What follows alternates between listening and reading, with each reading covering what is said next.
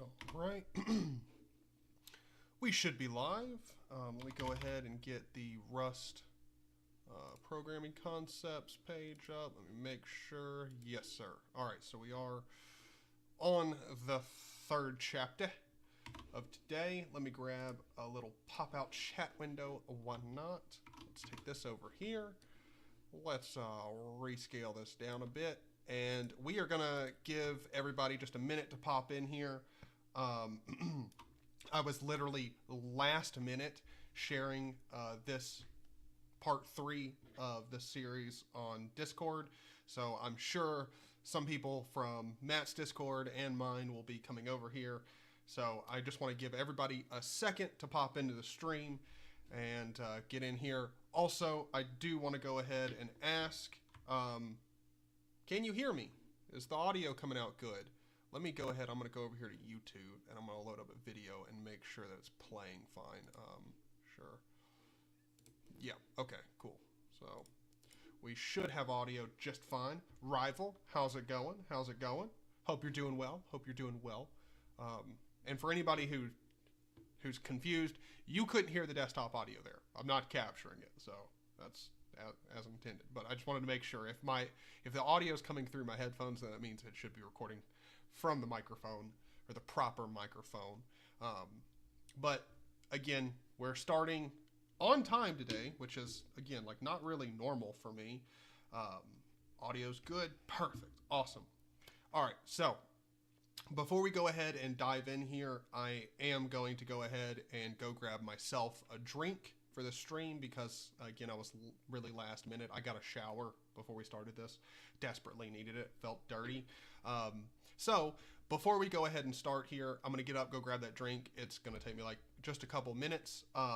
Speaking of just a couple minutes, if you haven't seen, I uploaded a Back to Windows 11 video. If you haven't seen that, I recommend you go ahead and, again, if you already got a drink and everything, check that out on my channel because you might get a nice laugh out of it.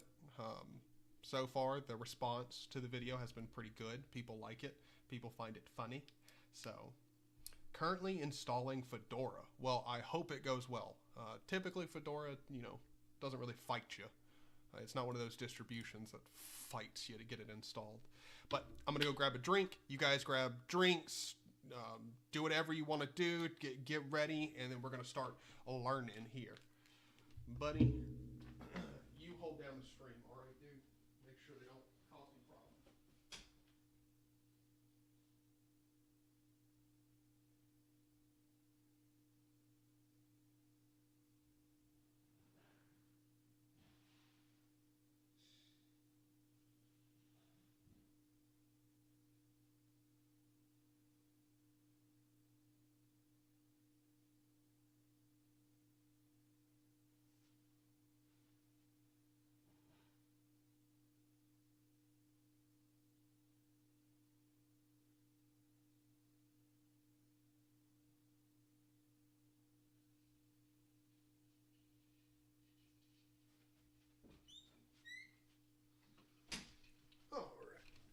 Got my Disaronno and Sour, so we got drink ready. We are all ready to go, boys. I hope everyone in here is ready to start learning some Rusty. Get a little bit of Rusty in your life, All right, boys. Let's start learning, Let's just get all types of learned here. Trying to make a Nix config. I wish you the best. Don't really have any reason to run Nix myself and don't really understand why on the desktop it would be necessary unless you're like literally developing for like 7 different platforms all at the same time.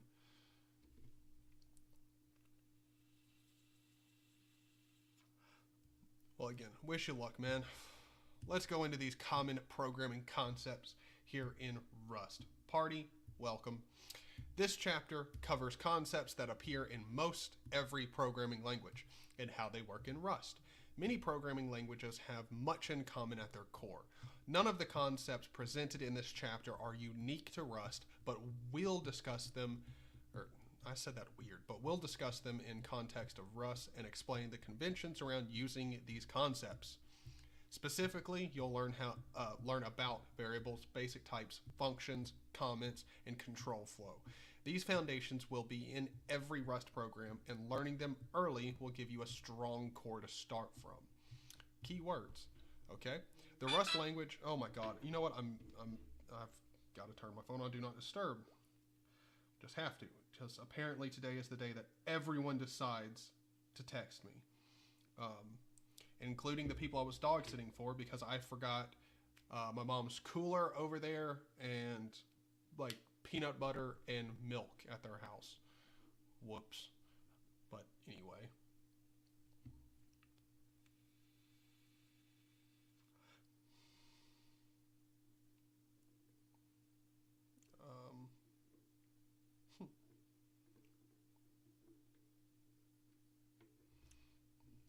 Well, again, you don't really need a live GUI ISO of Gen 2. Again, just use any live ISO to install Gen 2. That's fine.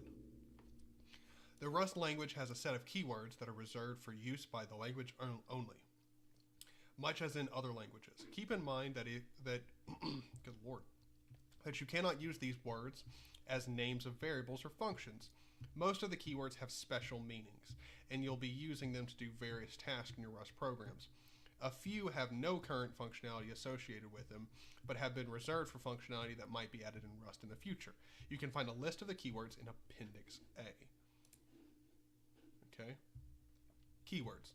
Following list of keywords is reserved for current or future use by the Rust language. As such, they cannot be used as identifiers, except as raw identifiers, as we'll discuss in the raw identifier section, including names of functions, variables, parameters, struct fields, modules, crates, constants, macros, static values, attributes, types, traits, or lifetimes. Keywords currently in use as async, await, break, const. Yeah, these are pretty normal. You know, like enum. Yeah, like you definitely don't want a variable named enum. Like, yeah, I got you. Okay. Yeah, right.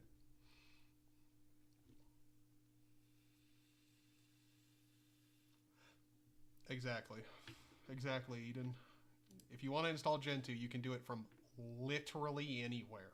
And their guidebook specifically mentions installing it from another ISO. Like, there are tips specifically put in there for installing it from anywhere.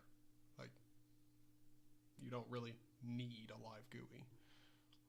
I mean, it's nice because you like the idea of installing Gen 2 from a non-live GUI or a GUI environment, period, is genuinely the dumbest shit ever. Like that is turning on Gen 2 hard mode just for the sake of being bent over a table and taking it like a man. Like that's, or I don't know, like a man, but you get my point.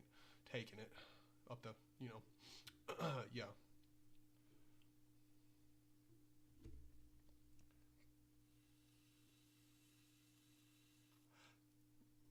Hey Steve, God, this is really detailed for starting out learning Rust.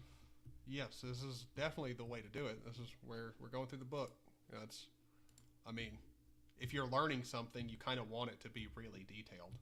I mean, am I right or am I right? As mentioned in the storing values with variables section, well, let me go with the title, okay? We're in variables and mutability, all right? Storing values with variables section, by default, variables are immutable. This is one of many nudges Rust gives you to write your code in a way that takes advantage of the safety and easy concurrency that Rust offers. However, you still have the option to make your variables mutable. Let's explore how and why Rust encourages. Oh, cool. I got a pinned comment. Sick.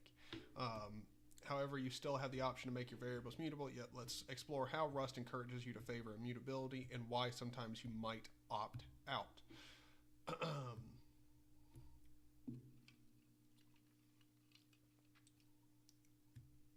Well, again, we're in part 3, brother. We're in part 3. So, if you want to start from the very, very beginning, this live stream series isn't a playlist, and you can go back and watch them. we've built up to this point. This is not the very, very beginning.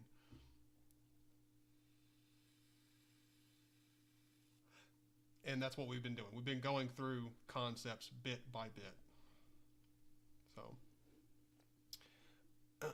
anyway, when a variable is immutable, once a value is bound to a name, you cannot change that value. Yep, that's what immutable means. Thank you.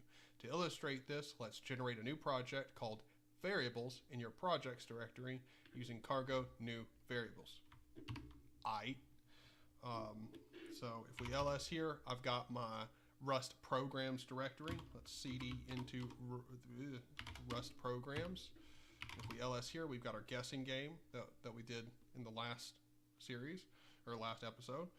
So now we're going to do cargo new, not cargo. I always do that. Cargo new variables. Variables. Now let's cd into variables, and we're in here.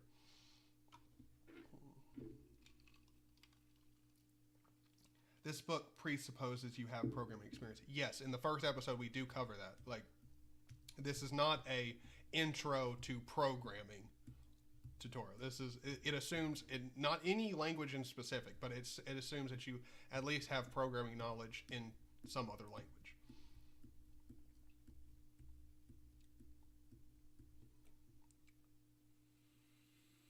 No, you're good, Spikius. You're good. I think having it only be code could get pretty boring and gives you no reason to actually learn the language. Well, and also, here's something that is, this is not a suckless philosophy, but it's a philosophy that OpenBSD carries, and I consider it to be the proper philosophy. Code is not documentation. It is not. If you think source code is documentation, straight up, fuck you, because you assume that everybody else has the same level of knowledge that you do. Source code is not documentation. It never will be.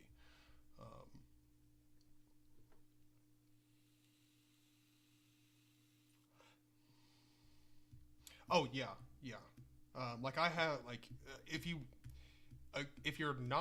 don't have any experience in programming whatsoever, you don't know anything about C or Python or nothing, then I recommend you just install DWM and use it as your window manager and customize it, patch it, spend your time learning like how to patch, how to tweak DWM, and over the course of, like, I'd say probably about a month, you'll know a lot more than you think you should. And the cool part about learning C, like, or at least, you know, some stuff about C through DWM is it's actually fun. Like, you get to see your changes. You kind of get to see the code, like, actually affect the way that your, well, window manager works, which is really cool and definitely a good way to learn.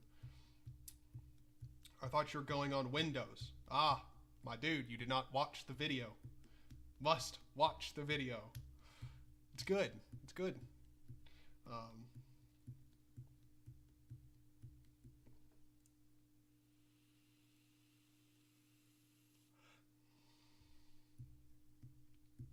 Oh man. Well, don't worry, TFL. You're not too late. You're only just, you know, like 5. Yeah, you really just missed the intro into what we're doing here.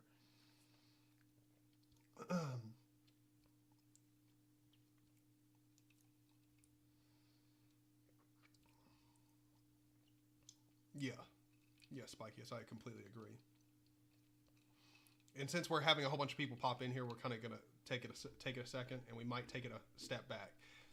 I'm just going to go up here and, like, let you guys read while I'm reading through chat. If you are just now popping in, literally the last thing that we were at was just talking about this whole entire section, which is just common programming concepts. And these are not specific to Rust, but we're talking about them obviously in the context of Rust. And then I just got done reading this top section. So if you want to read that while I'm chatting with, well, chat real quick, you can, just to get yourself caught up. That sucks big time, kind of there myself, but still working. Oh, I mean, it's good. It's not like you won't be able to understand anything. If you have not really good knowledge, but you have some basic knowledge of programming, if you start this series off at the beginning, the first episode, and catch yourself back up, I mean, to be honest, most of the stuff that we covered, I feel like you probably won't, like, you don't need a really solid foundation of Python or C or anything. It's definitely a good recommendation to know some C, or at least know, I don't know, a little bit about C before you move in here. But it's not like you can't.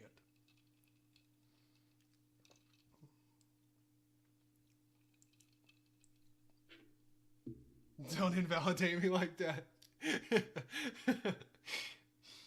Well, I'm sorry, man, but like, look, source code is not documentation. Like, even a overly well documented, like commented source code, you can't consider that documentation. I mean, if you do, that's fine. That's a personal choice, but you're not making a inclusive decision. Like, someone who's not familiar with reading source code in whatever language you're writing with is still going to be confused, no matter how well documented it is. It's just a better idea to have very clean, concise documentation explaining what's going on in the code separately from comments. But Matt, welcome to the stream. Thank you, Matt. Here we go. I should be louder now. If I'm blowing out your eardrums now, I'm sorry. Kind of just occurred to me, I also increased the volume and then started yelling, which was not smart. But you should be able to hear me now. Sorry about that. I totally forgot I did a reboot. So, yeah, audio is quiet. I gotta run that script to set my audio like to the levels it should be at. Whoops. Sorry about that. Ghost Ranger, how's it going? Yeah, audio has been fixed. Sorry about that, boys. Sorry about the audio. Thank you guys for letting me know. When I started out the stream, I asked and everyone said the audio was good. So I didn't even think about the volume being quiet.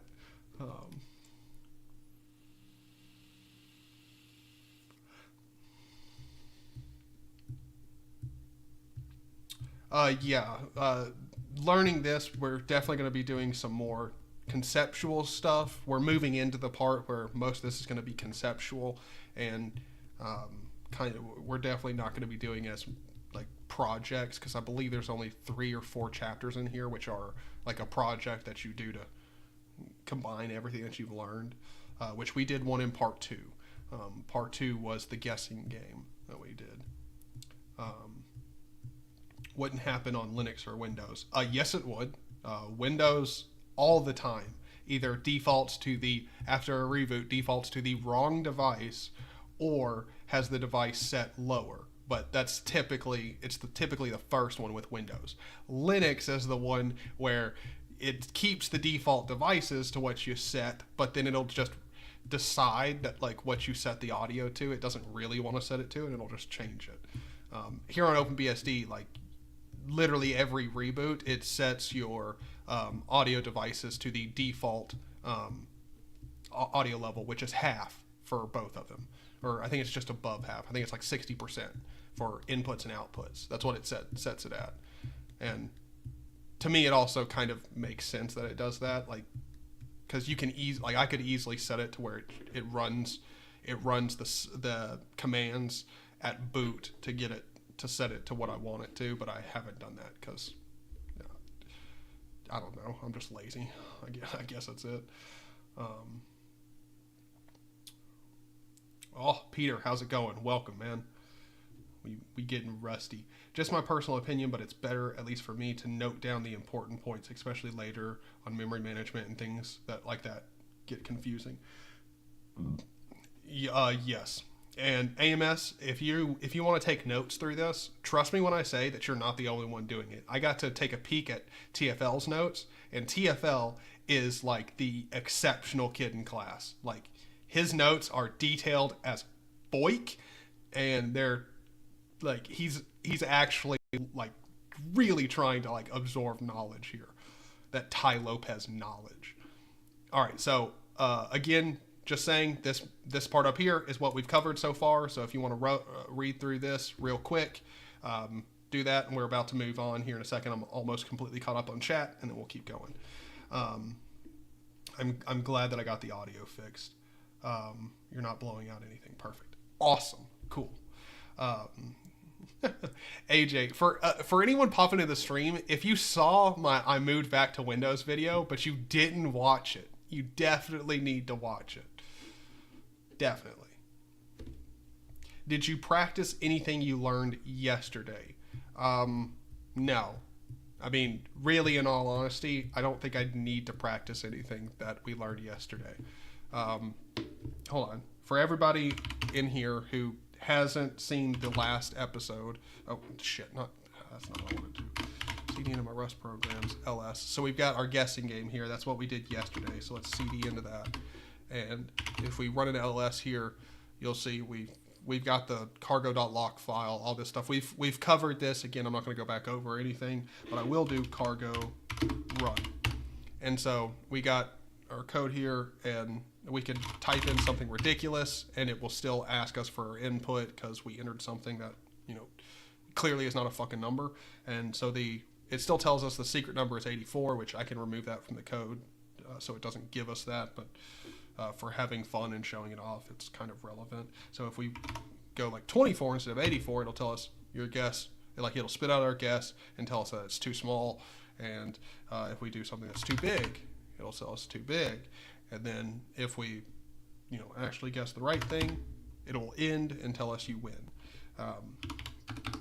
And if we go into Vim into our source main RS file here, the code, you can go through here, but we covered quite a bit, like making an immutable, or a mutable, not immutable, mutable variable here. That's string new, and then we've got our shadowing here, which we're going to cover this later. We still don't know much about it. Well, actually, we don't know anything about shadowing yet. We just know that that's what we're doing here. We're shadowing the original mutable guess variable here, and essentially converting its type into a number from a string. And this is also where when we enter something that's not a number and we get an error, which this parse right here, this parse variable is going to spit us out a number. And instead of running it through just .expect, and which is essentially it's a thing, I don't know, function or a method, whatever, for figuring out whether or not we erred out, like whether or not we're getting back what we expect to. And so if we get an okay, which if we do get okay here with this match in up here, if we get the okay, it's going to spit out a number because that's the type that we're asking for. It's going to give us that. And then if we error out, instead of just crashing the program and giving us a message, we're telling it to just continue. Just fuck it, go continue. And then because it errored out, we'll essentially go back through the loop, and it'll ask us, please input your guess, and you get it. Hopefully that covered it. Hopefully. Let's go back in here to variables.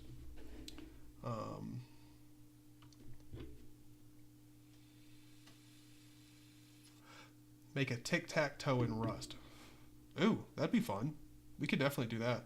We'll go through this chapter here, and then we're probably just going to do chapter 3 here, because we've got 5 sub-chapters in here. So we'll go through this, and then if we haven't been going for too long, when we finish this chapter, we'll do the tic-tac-toe game in Rust. That sounds fun. That sounds really fun. That's like saying I get home from school and I still study. Which you probably know. I love that, Scott. I love it. Russell, welcome.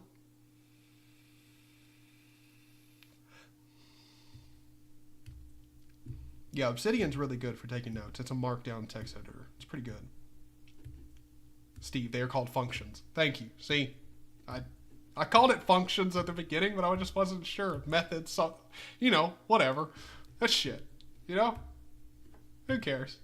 It's not. I never claimed to be a good teacher. I'm just We're just making learning fun, all right? I'm not a teacher at all. We're just going through this as a group. You guys educate me just as much as I read to you, if that makes any sense.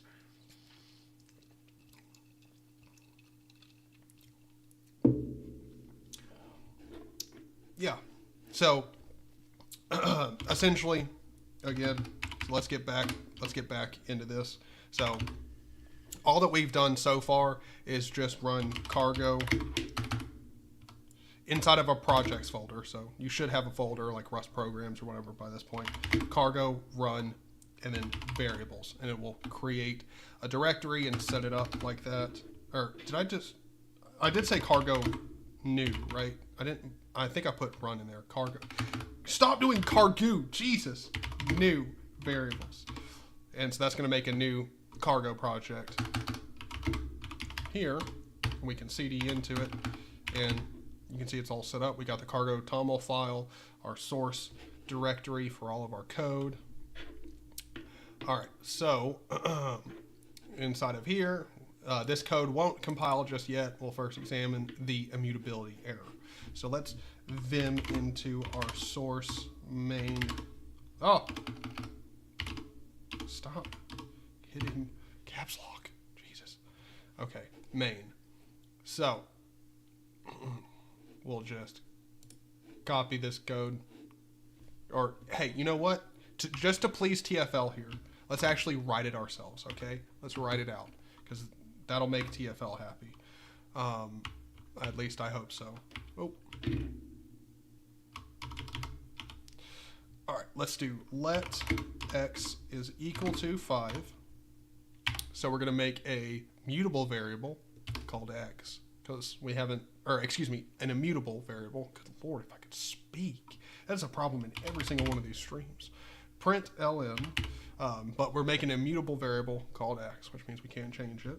Then we're going to do the print line macro with the exclamation point, and we're going to do the value of x is, and then we'll do the colon and the squiggly brackets. Yep, that's definitely the way that you do that. And then we're going to feed it x and close it off. And then x equals 6. And we're going to do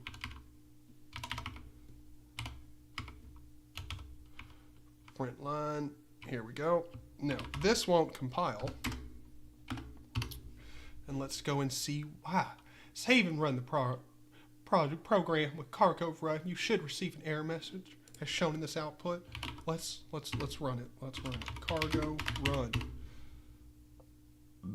Oh. Cannot assign twice to a mutable variable. Sick. That's what they got here.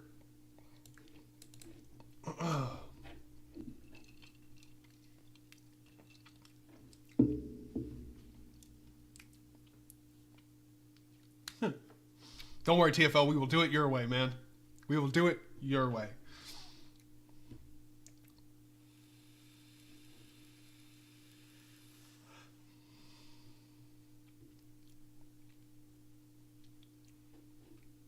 Yeah, methods don't return something and functions do, you know. I just always like mess up in talking about functions versus methods. I just always do that. I will always refer to one as the wrong one, and the times that I get it right surprise the shit out of me because I'm just so used to getting it wrong. What's your current font? Good question. I'm using Hermit. I'll just run a quick neo fetch here. Why not? Hermit. It's a fantastic font. It's really good, and I mean you better know it's good when I switch away from Monofur. Now, it's not the sexiest font, but Jesus, it is hyper readable, like hyper readable. Well, hopefully that match crap will cover it at some point during the day. Hopefully, because we didn't go in depth at all about match and all. Oh, James. Well, luckily this stream will be kept up, and you can always watch it back from where you left at. So hopefully, when you got some free time, you're able to come back and then catch up for us for the rest of these streams. Oddly, it compiled properly for me. Ah, see, there you go.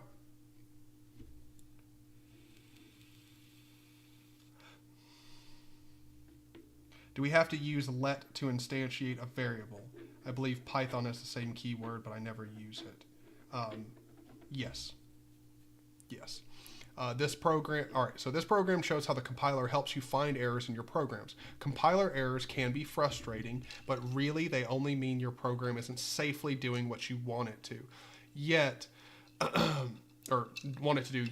They do not mean that you're not a good programmer. Experienced Rustaceans will still get compiler errors. The error message indicates that the cause of the error is that you cannot assign twice to an immutable variable x, because you tried to assign the second value to the immutable x variable. It's important that we get compile time errors when we attempt to change a value that's designated as immutable, because this situation can lead to bugs. If one part of our code operates on the assumption that the value will never change, and another part of our code changes that value, it's possible that the first part of the code won't do what it's designed to do. The cause of this kind of bug can be difficult to track down after the fact, especially when the second piece of code changes the value only sometimes. The Rust compiler guarantees that when you state a value won't change, it really won't change. So you don't have to keep track of it yourself. Your code is thus easier to reason through. I like it. But mutability oh my God, English. But mutability can be very useful and can make code more convenient to write. Variables are immutable only by default. As you did in chapter 2, you can change them mutable by adding mut in front of the variable name. Adding mut also conveys the intent to future readers of the code by indicating that other parts of the code will be changing this variable's value. I didn't even think about it that way, but that is so fucking true. It seems like a pain in the ass to add mut here, but really, in all honesty, that's actually pretty genius too. When you start declaring variables in your program, in just one line, somebody can look at it and see, okay, so later this is going to change, this is going to change, and they can also tell the variables that will never change. It's pretty nice. All right, let's go back up here in the source.main.rs, and we're going to go in here and add mut. And of course, TFL is ahead of the time here because he is too fast for this for the teacher. Of course, he's got to read ahead. All right, so we get it working perfectly. Awesome. We're allowed to change the value bound to x from 5 to 6 when mut is used. There are multiple trade-offs to consider in addition to the prevention of bugs. For example, in cases where you're using large data structures, mutating an instance in place may be faster than copying and returning newly created instances. With smaller data structures, creating new instances and writing in a more functional programming style may be easier to think through, so lower performance might be worthwhile penalty for gaining that clarity. Interesting. Okay.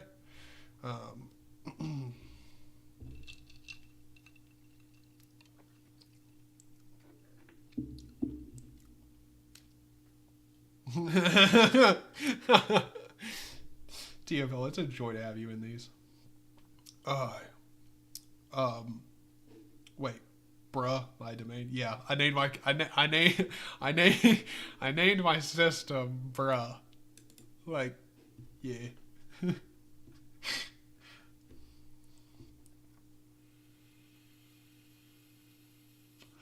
It's like const, but by default. Exactly. Yeah.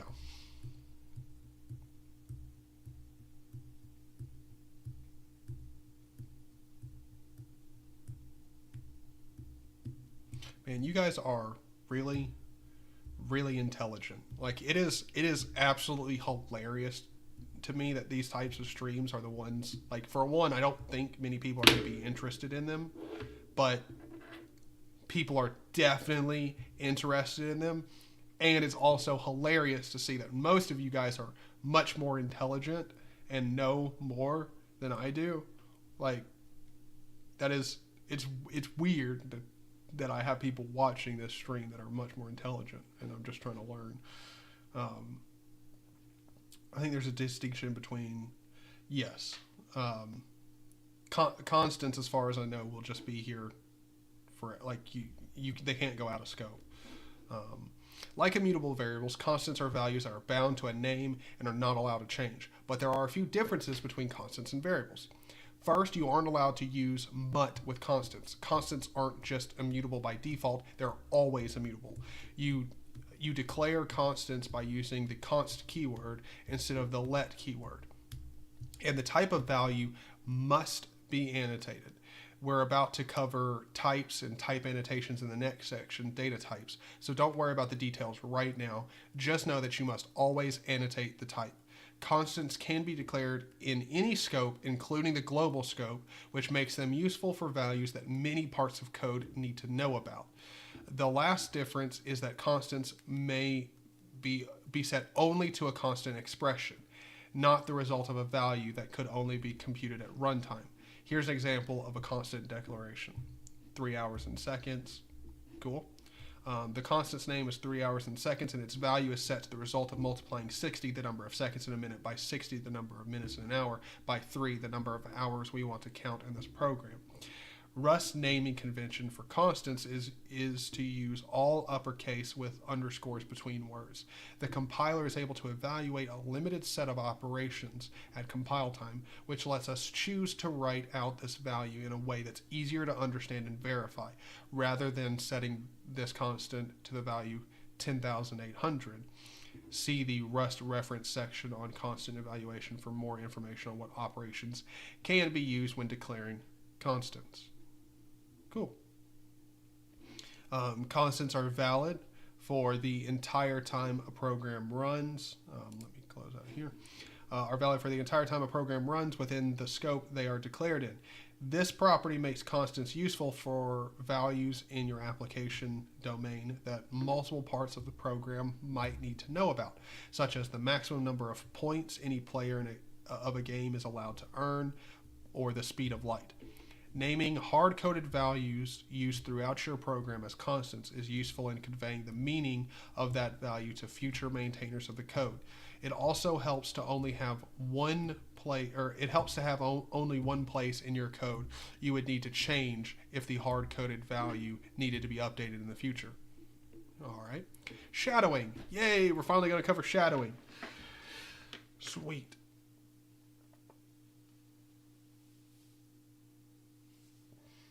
Oh, yeah. Ow, shit. I definitely just kicked my desk hard. Oh. As you saw in the guessing game tutorial in Chapter 2, you can declare a new variable with the same name as a previous variable. Rustaceans say that the first variable is shadowed by the second, which means that the second variable's value is what the program sees when the variable is used. We can shadow a variable by using the same variable's name and repeating the use of the let keyword as follows. Okay, so we're shadowing the original one here. This program first binds x to a value of 5, then it shadows x by repeating let x equals, taking the original value and adding 1 so that the value of x is then 6. Wait.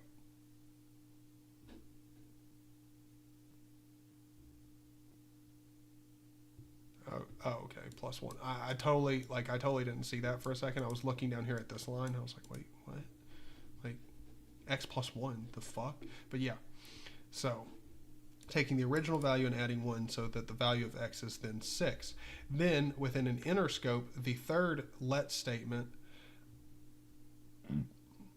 So essentially, we're taking and shadowing x. We're shadowing this original one, and we're taking the x equals 5 and adding 1. And then down here, we're shadowing it again. Then within the inner scope, the third statement also shadows x, multiplying the previous value by 2 to give x a value of 12. When that scope is over, the inner shadowing ends and x returns to being 6. When we run this program, it will output the following. Okay, interesting. So if we needed x to be 5 for some stuff up down here, we could run that, then essentially shadow it, change it to what the rest of the code needs, and then again we could go indented, like, or whatever, what is it? Inner scope. There we go. We could go indented, inner scope, whatever, and then shadow it again, use what we specifically need in here, and then leave it again, and it's going to return to the last thing that we did. That's interesting.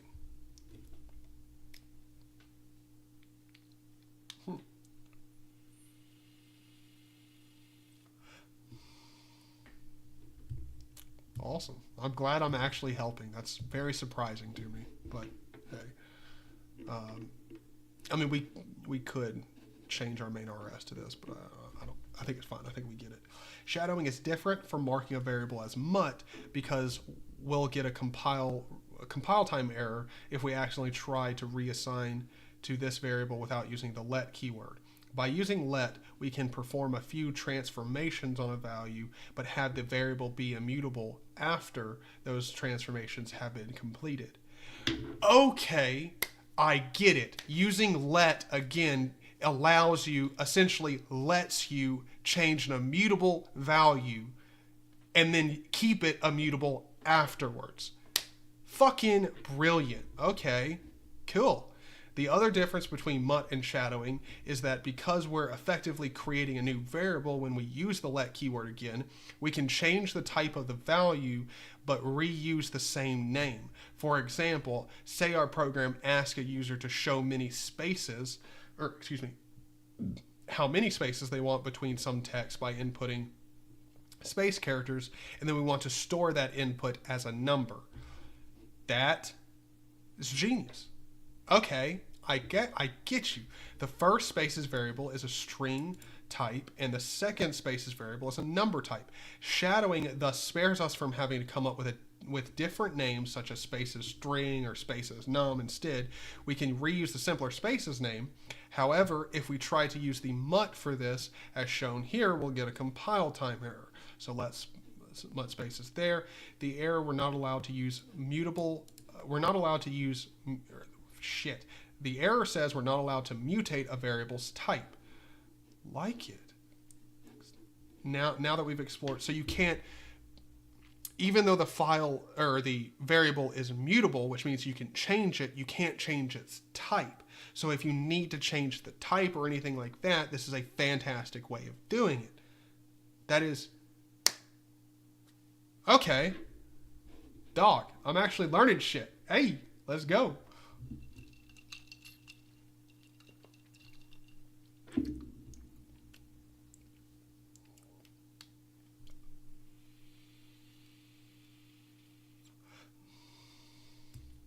Well, it's not actually no, so it's not the same variable, but it allows us to keep the same name. So instead of having to create a whole bunch of different variables for different types of the same variable, like, because essentially this let spaces here, we might want to do something with this, but later in the code we might need it as a number or whatever.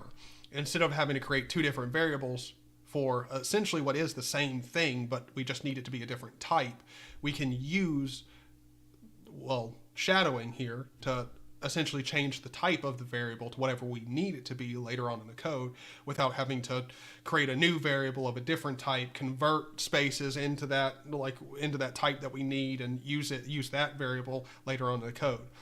This makes it to be really easy. This is really nice. Like, I really like this. Like, that's good. Let me move this over somewhere. Let's just move it right here. Why not? Keep chat right there.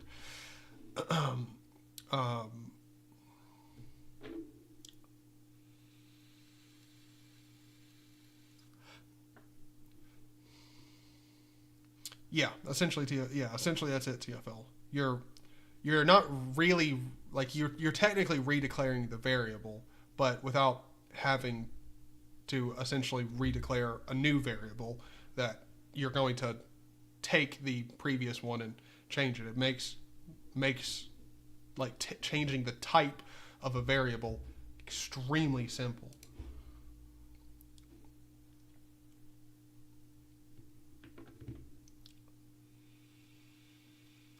Eden Creeper, I actually disagree with you. That is really good to bring up in early in Rust, because that's going to be like, if they hadn't explained shadowing, I would have been really confused why we're essentially not really redeclaring, but we are redeclaring variables multiple times in code. I would have been very confused, but now I get it. We're not redeclaring the variable or whatever. We're literally just taking the original one and being able to change its type or whatever later on in the code, without having to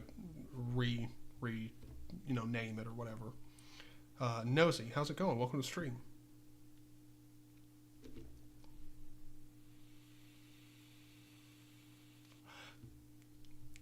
I mean, it depends. It could be confusing, but it depends on how you use it. I mean, if you are, reusing variable names left and right for not any coherent purpose, yes, it could be confusing. But it also makes it pretty simple. Like, just as, hold on, let me go back. Whoa, what the fuck happened there? I did not mean to do that. But if we go back in here, like essentially, so spaces here, like we're essentially declaring a variable that's a string, and we want the user to specify a certain amount of spaces that we're going to use later on in the code. It needs to be a string so that, the user can input their amount of spaces that they want or whatever. For whatever reason, it needs to be a string. Later in the code, we're going to use spaces again, but we want it to be a number so that we can use it in some other application instead of having in a different way. We're going to use it to identify. We're going to take the amount of spaces, turn it into a number, so the number of spaces. Then we can use the number of spaces that the user wants to do something else in the code. Instead of having to come up with a spaces like underscore something, it even specify like spaces underscore string and spaces underscore num, having two different variables that we're going to work with. We just have one, and like in the code, you'll kind of be able to tell when we're changing it and not. And I'm assuming the compiler eradicates the previous variable. I don't know. I genuinely don't know. But shadowing does essentially let us, like, I don't know. I have no idea where that sentence was going. I have no idea. It hit a brick wall and died. I have no idea where I was going to go with that sentence.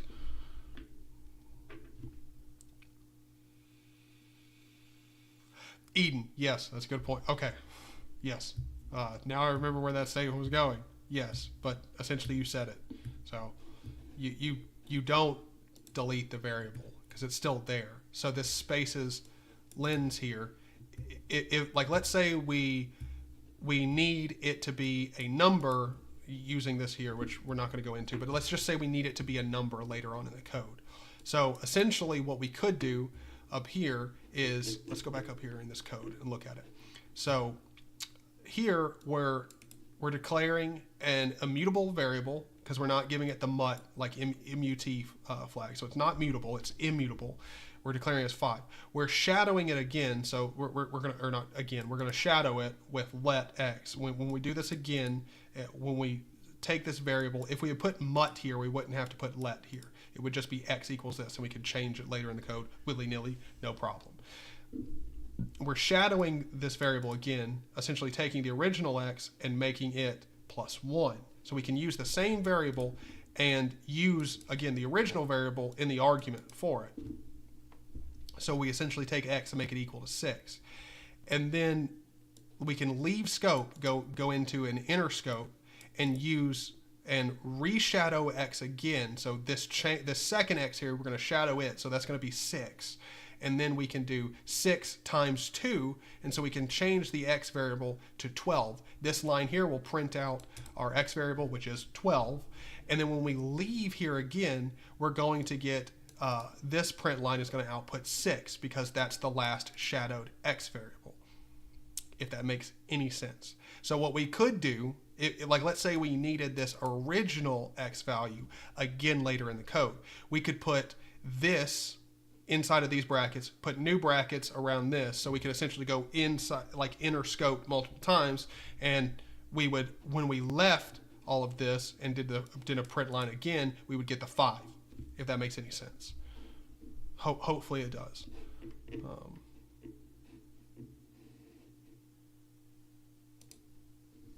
Yes, that's exactly the right Ghost Ranger. You can keep the same name for the same purpose in different contexts.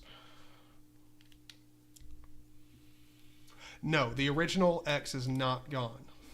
So in this program, in this little code snippet here, so actually let's go ahead and I'm going to copy this. I'm just going to copy this and we're going to go into our main, it's in source main RS. Let me move the window over here. Actually, let's not change this. I'm not going to copy and paste. Let's actually manually do it like TFL would like. Let's manually do it, okay? So we're going to go $, and we're going to do down here. We're going to do a bracket. So we're going to go in scope, and I'm going to show you this hopefully in a way that you'll understand. So we take let again, let x. So we're going to shadow the x variable again, or no, for the first time we're going to shadow it. Jesus, we're going to use the let again, if I could speak, and we're going to do x plus 1. And good Lord, good type, and let's see, do that, and then we're going to do down here again. Yeah, let's make this all pretty. Some more brackets. We're going to go down in here, and we're going to do let x equals x times 2. All right, and then we're going to do a print line. Let's go down here and DD this line and paste it up here, and we're going to tab it in. All right, so what's going to happen so far in the code is we're going to set the original value to x, and then actually, hold on, let me yank this line, and we're going to go up here and DD it, or paste it in here. All right, so we're setting the original value to x equals 5. Then we're going in scope here, and we're shadowing the original x variable, which is 5. So we're taking and setting x equal to the original value, which is 5 plus 1, and then printing it out. This is going to give us 6. Then we're going into scope again, and we're going to say the original variable, which again for original, it's going to read the last shadowed one, so it's not actually the original. So we're going to take the shadowed x variable, which is again 6, and set it equal to, well, that's 6 because again it's shadowed, so that's 6 times 2. So then this is going to output 12. Okay, let me do a $sign here, and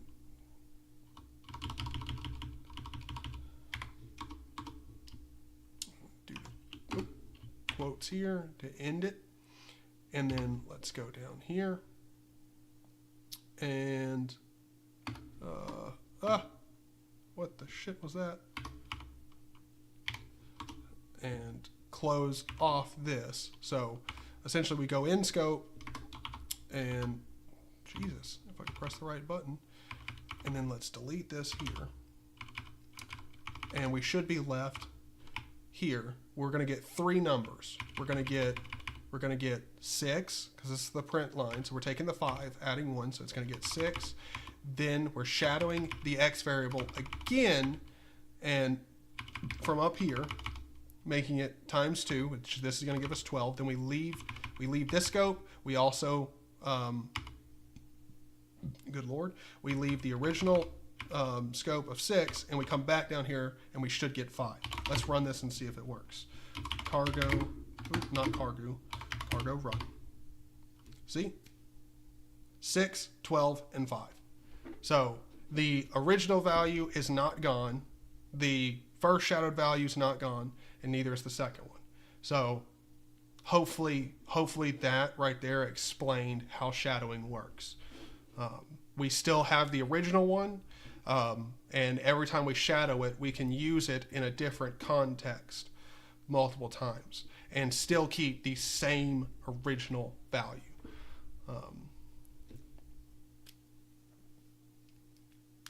Yep, TFL, that's exactly it. The let in the new scope is just the local to that scope. Yep.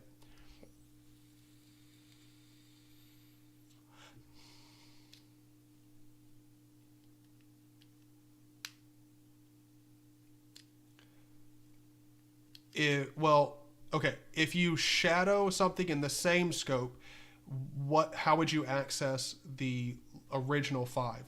I don't know that you would. Oh, okay, there, Christian has it. There's a method, unshadow. Did not know that. Let's check this out. Unshadow Rust. We are diving away from the book here for just a second, but hopefully this will be valuable. Hopefully. Let constant. Let's see. Let's go through here. Shadowing, the dark side of let. Declare a new variable. Let's see. Where is it in here using unshadow? Come on. Okay, I don't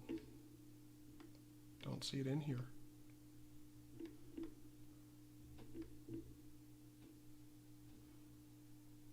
Yeah. Variable shadowing also works in inner scope.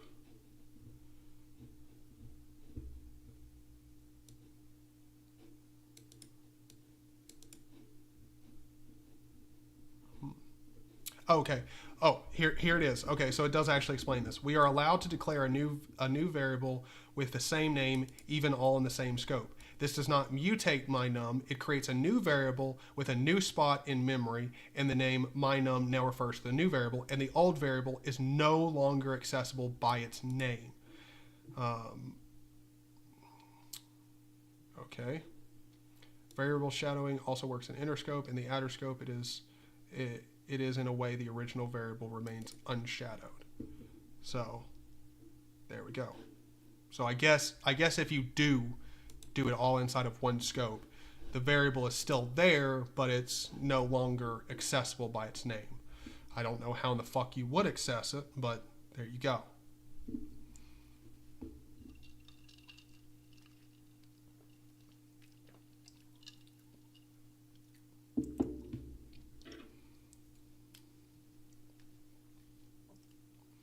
Exactly. I know, Steve. I'm sorry. I just figured. I just was gonna search for it and see if there was an unshadowing. Anyway, yeah, no, you can't access it anymore. Which, again, I don't think you really would do it.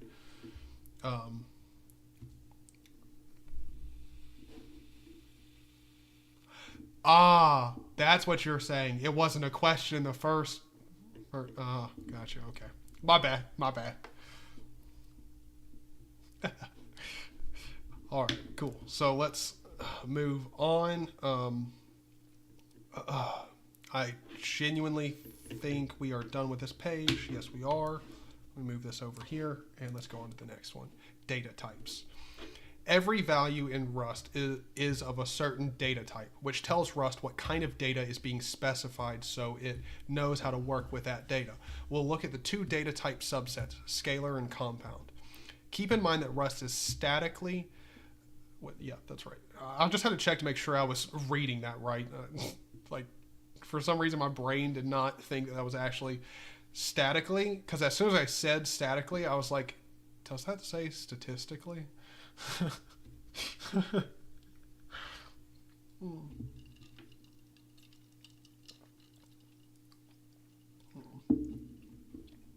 Okay, so type language, which means that it must know the types of all variables at compile time. The compiler can usually infer what type we want to use based on the value and how we use it. In cases when many types are possible, such as when we converted a string to a numeric type using parse in the comparing the guess to the secret number section in chapter 2, we must add a type annotation like this: let guess U32 equals, or colon U32. If we don't add the type annotation here, Rust will display the following error, which means the compiler needs more information from us to know which type we want to use. Consider giving a guess type. You'll see different type annotations for different data types. Scalar types. A scalar type represents a single value. Rust has 4 primary scalar types: integers, floating point numbers, booleans, and characters. You may recognize these from other programming languages. Let's jump into how they work in Rust. Integer types. Oh my god. I never once thought in my life that I'd be going back over integers again. I genuinely didn't. I genuinely didn't think I'd be going back over integers. But let's dive into integers, boy. All right, so an integer is a number type without a fractional component. We used one integer type in chapter. Fuck me, hold on. You know what, boys? I'm gonna just take a second here. I guess this alcohol is starting to hit me as I take another sip. I'm just gonna sit back here, take another hit from the vape.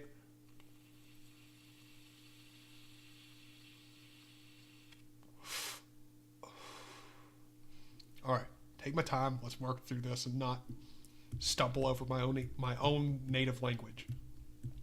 An integer is a number without a fractional component. We used one integer in integer type in chapter 2, the U32 type. This type declaration indicates that the value it's associated with should be an unsigned integer. Signed integer types start with I instead of U. That takes up 32 bits of space. Table 3-1 shows the built-in integer types in Rust. We can use any of these variants to declare the type of an integer value. So we got 8-bit, 16-bit, 32-bit, 64-bit, 124 or 128-bit, and Arch. So speaking of learning about integers and stuff, what is the Arch length? What does that even mean? I know for a fact we've got some educated people in here that can enlighten me on what the Arch integer length is. Is that like super fucking long? Is that... I'm sure we're going to cover it later, but if anyone knows, let me know. Just off the top of your head.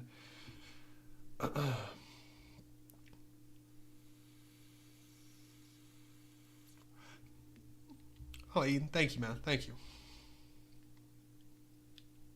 Goose got you loose. Yep. All right, I'm going to read this next chapter or next paragraph, and I'll come back to chat and see if anyone's explained the Arch integer. Each variant can be either signed or unsigned and has an explicit size. Signed and unsigned refer to whether it's possible for the number to be negative. In other words, whether the number needs to have a sign with it, sign, or whether it will only ever be positive and can therefore be represented without a sign, unsigned. Cool. It's like writing numbers on a paper. When the sign matters, a number is shown with a plus sign or a minus sign. However, when it's safe to assume the number is positive, it's shown with no sign. Signed numbers are stored using two's complement representation. Let's see. Oh, Eden, have a good one, man. Hopefully you have a good dinner or lunch or, breakfast. I don't know. Whatever meal is coming up next, I hope you have a good one.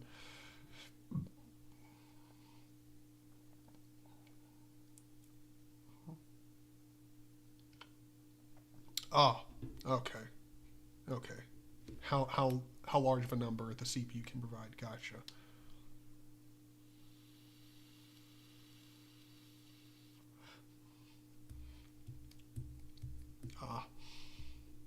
Makes sense. Makes sense.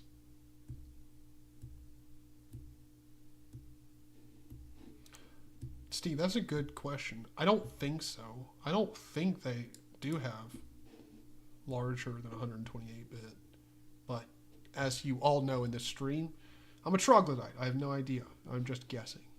I mean, I think it's an educated guess, but whatever. Each sign variant can store numbers from -2 to the power of n minus 1 to 2n minus 1 minus 1 inclusive, where n is the number of bits that variant can use. So an I8 can store numbers from -27 to 27 minus 1, which equals -128 to 127. Gotcha. Unsigned variants can store numbers from 0 to 2n -1. So a U8 can store numbers from 0 to 28 minus 1, which equals 0 to 255. Sick. Additionally, the I size and U size types depend on the architecture of the computer your program is running on, which denoted in the table as arch, 64 bits if you're on a 64-bit architecture and 32 bits if you're on a 32-bit architecture. Cool. Okay. You can write integer literals in any of the forms shown in the table 3.2. Note that number literals can be multiple numeric types. Hold on. Good Lord, let me reread that. Note that number literals have, oh my God. Note that number literals that can be multiple numeric types allow a type suffix, such as 57U8, to designate the type.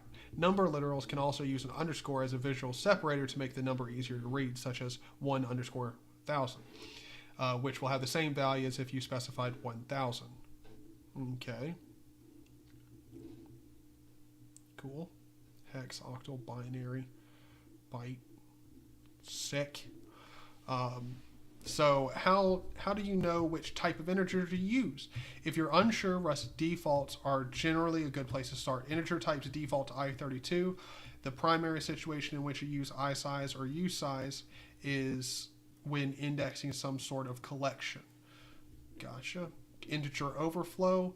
Let's say that you have a variable type U8 that can hold values between 0 and 255. If you try to change the variable to a value outside of that range, 256, integer overflow will occur, which can result in one of two behaviors. When you're compiling in debug mode, Rust includes checks for integer overflow that cause your program to panic at runtime if this behavior occurs. Rust uses the term panicking when a program exits with an error.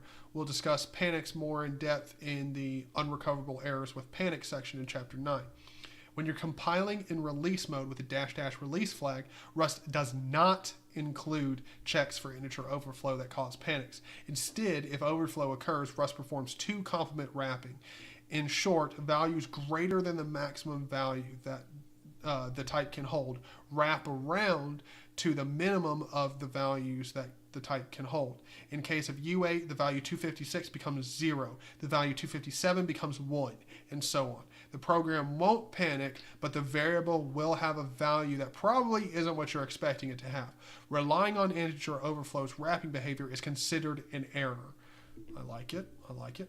To explicitly handle the possibility of overflow, you can use these families of methods provided by the standard library for primitive numeric types.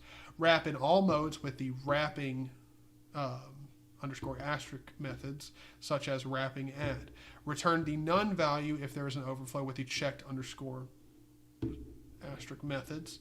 Return the value and a Bullion indicating whether there was an overflow with the overflowing _ methods. Saturate the values minimum or maximum values with saturating _ methods. Gotcha. Floating point types. Let me read through chat. So signed numbers can be negative or positive, and unsigned can only be positive. Yes, that's correct, TFL. Correct.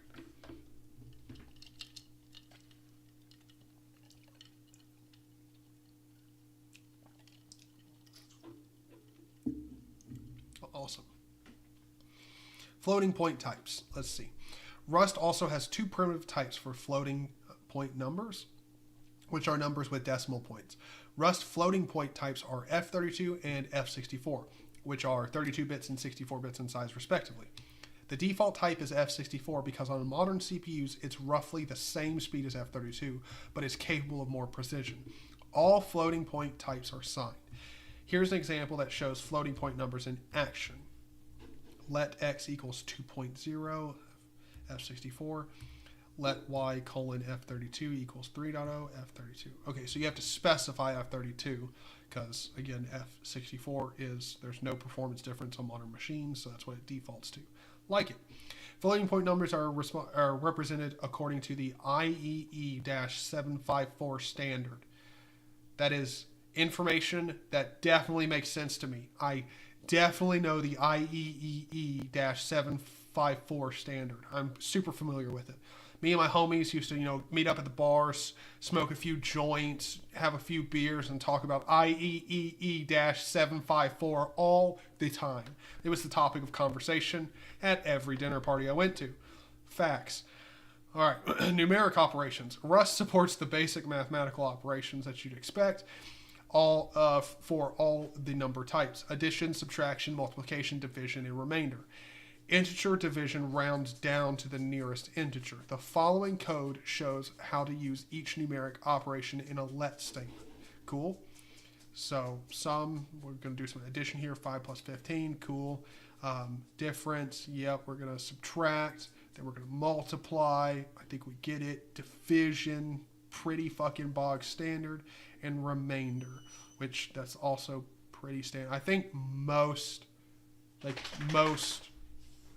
programming languages have remainder being percent in an operation, I believe. Each expression in these statements uses a mathematical operator and evaluates to a single value, which is then bound to a variable. Appendix B contains a list of all operators that Rust provides. So we could go there and look at all the operators if we wanted to. Slow down, bro. Okay. What did I go through too fast? I think we just moved on from floating point numbers to numeric operations. It is the standard that comes right after the IE 7. Oh, shit.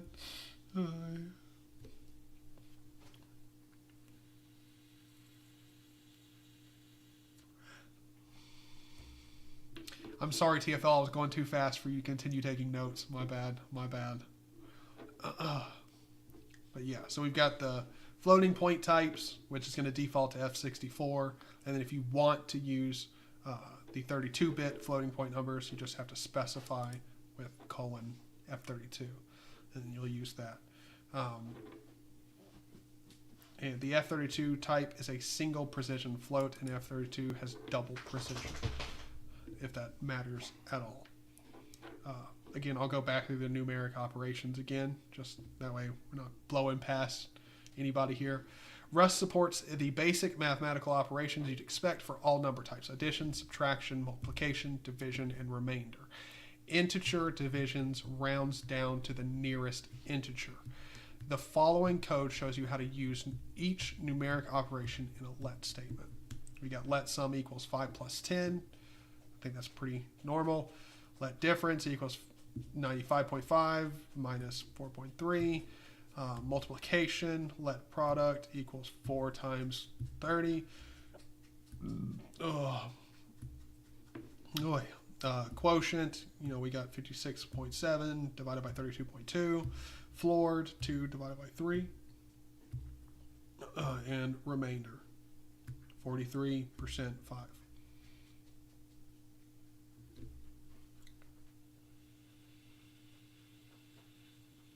Well, no, we're going through this as a group, TFL, as a group, okay? So I don't want to be moving too fast for pretty much anybody. And honestly, in my personal opinion, I do not hold myself in highest regards, so it is surprising to find out that I am going too fast for anybody. I consider myself pretty dumb at this stuff, so I take it as a compliment that I'm going too fast. Like, okay, cool, yeah, I'll slow down.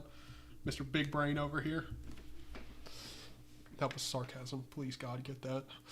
I think it's because you're used to C#, so you know the number types. For me, being a higher level programmer, I'm not used to this stuff. Oh, that does make sense. Yeah, I guess I would be. super. I didn't even think about that at all. Holy shit! Yeah, I am super familiar with this. That's only because of C#.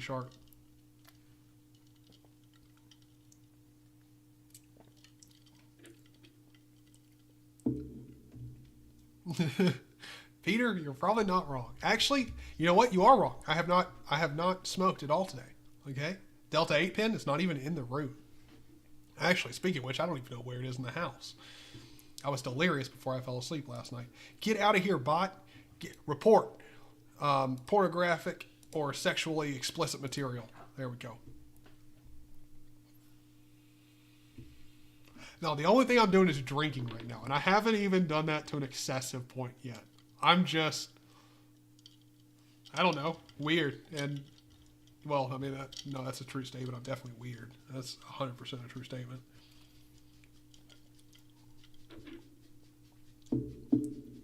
Yeah. All right. Each expression in these statements uses a mathematical operator and evaluates to a single value, which is then bound to a variable. Appendix B contains a list of all operators that Rust provides. Okay, so next up, we're going to move on to the Bullion type. But before we get in here, just to like make sure that everyone is, you know, at least close to on the same page. If you have any questions about what we've covered so far, please ask. We'll take a second here to just hold up, stop for a second, and if anyone's got questions about anything, wants us to recover something, whatever, we'll do it. We'll go back through the book.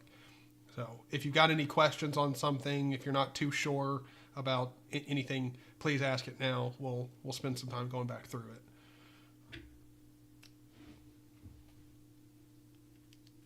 I genuinely wish some of my teachers could see this right now. Like, I had teachers growing up in middle school and high school that would genuinely be shocked to find out that I'm doing something like this.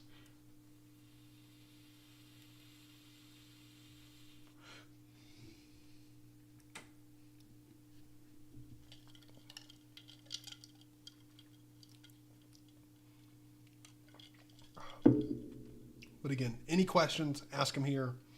I think we'll go ahead and give another, I'm sure somebody is typing out a question, so we'll go ahead and wait here for just another minute.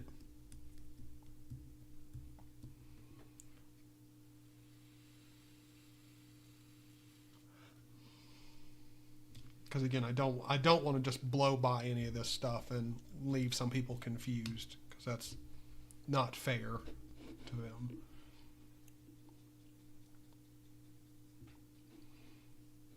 All right, you know what? Just to make sure that everyone gets enough time to write a question if you got one, I'm going to get up and go refill my drink here. So if you don't have a question like myself, but you know you're running low on your drink or some snacks or something, now's the time to go grab it. All right, I'm going to go and grab a snack real quick. Again, I'll be back in like just a minute. Hopefully we'll have a question if anyone has it. If not, we're just going to move on. Come on. Throwing my headset on the ground. Come on, man. You can't get no respect in this house. Come on. Come on, buddy. Come on.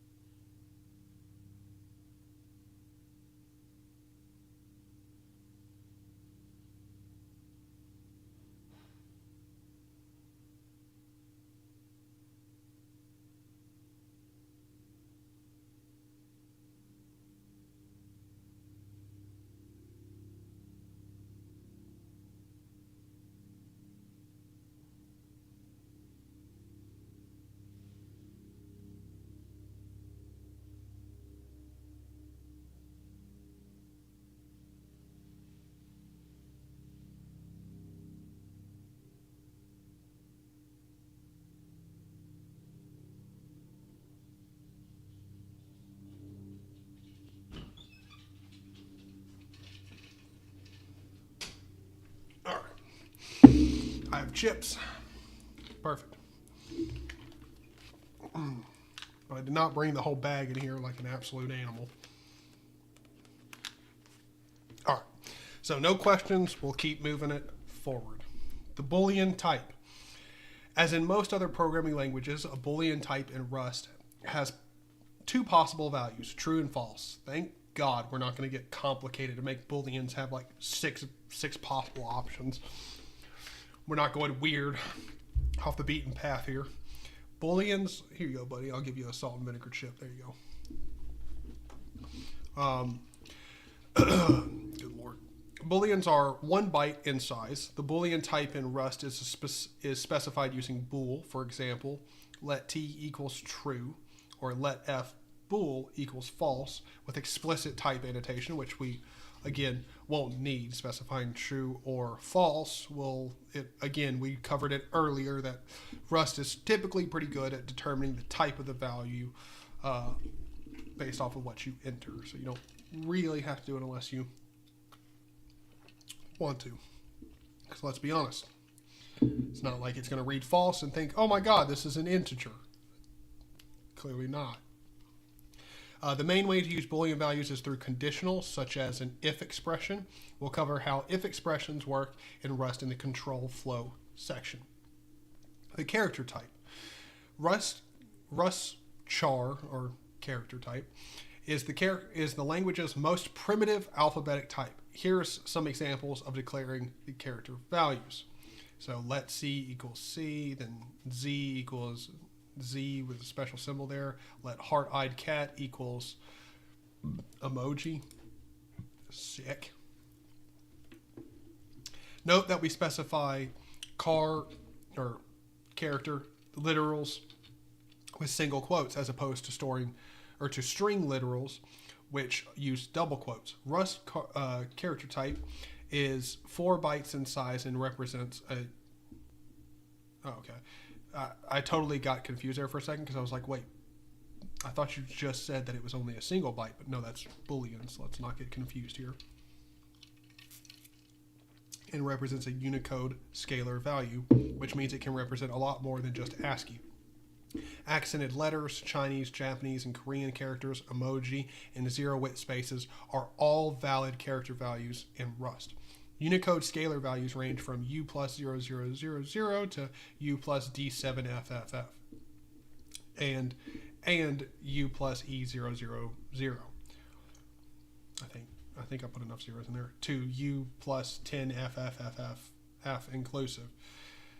That meant literally nothing to me.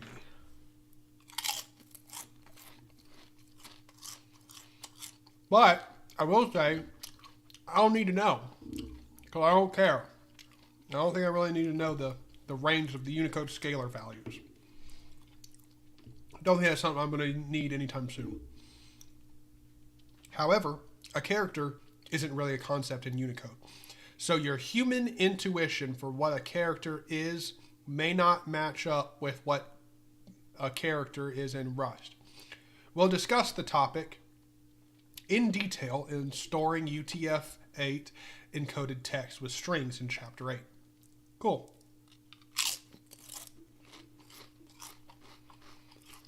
Compound types can group multiple values into one type.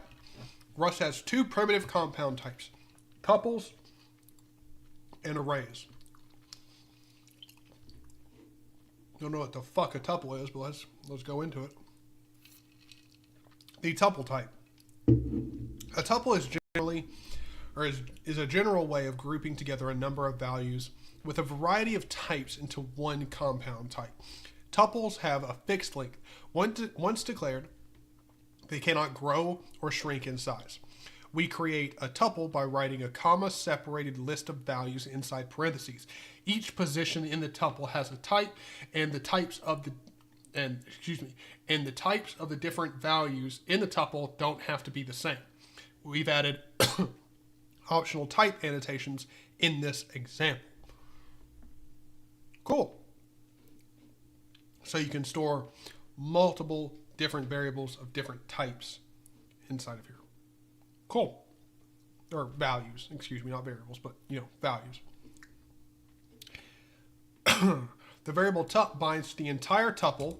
Because a tuple is considered a single compound element, to get the individual values out of a tuple, we can use pattern matching to destructure a tuple value like this. So we declare it up here. Let x, y, and z equal tup. Print line, the value of y is y. This program first creates a tuple and binds it to the variable tup. It then uses a pattern with let to take tup and turn it into 3 separate variables, x, y, and z. This is called destructuring. Because it breaks the single tuple into 3 parts, finally the program prints the value of y, which is 6.4. We can also access a tuple element directly through using a period followed by the index of the value we want to access. For example, so we create x, which is this tuple here, and then we set 500 to x dot 0, so this value 0, which will be the first one, x dot 1, which will be this one, the second one. Again, remember, for any of you guys who are completely new to programming, you don't start counting at 1, you start counting at 0, okay? That's if you're using a program language that doesn't do that, where it starts counting at 1, well, then the programming language that you're using is probably shit, and setting you up for failure in pretty much every other programming language you want to learn. Just saying. So yeah, so 0 is the first one, 1 is 2, and 2 is 3, of course. Cool. This program creates the tuple x and then makes a new variable for each element by using their respective indices. As with most programming languages, the first index in a tuple is 0. Again, most programming languages, there are quite a few handful of fucktard languages out there that start counting at 1, and I feel sorry for the people who that's where you started learning, is on one of those languages. The tuple without any values, parentheses, is a special type that has only one value, also written parentheses. The type is called the unit type, and the value is called the unit value. Expressions implicitly return the unit value if they don't return any other value. What? All right, I'm going to have to reread that. So the tuple without any values, so it's essentially just a parentheses with nothing in it, is a special type that has only one value, also written parentheses with nothing in it.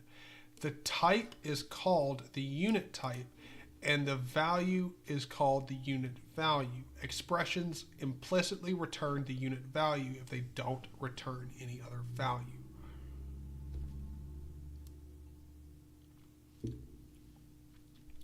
Huh?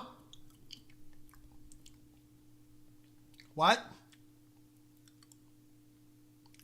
I'm so confused.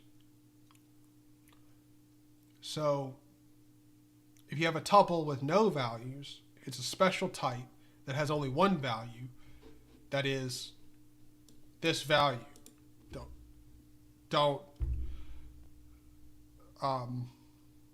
Okay. The type is called the unit type, and the value is called the unit value. Don't understand one fucking word of that. Expressions implicitly return the unit value if they don't return any other value.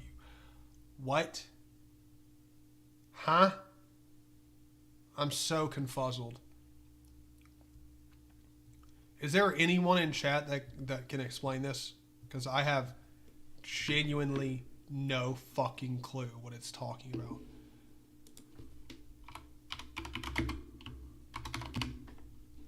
No, I don't want fucking Python, you dumb bitch.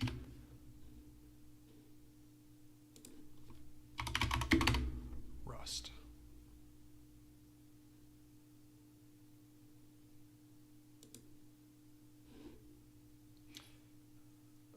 Okay.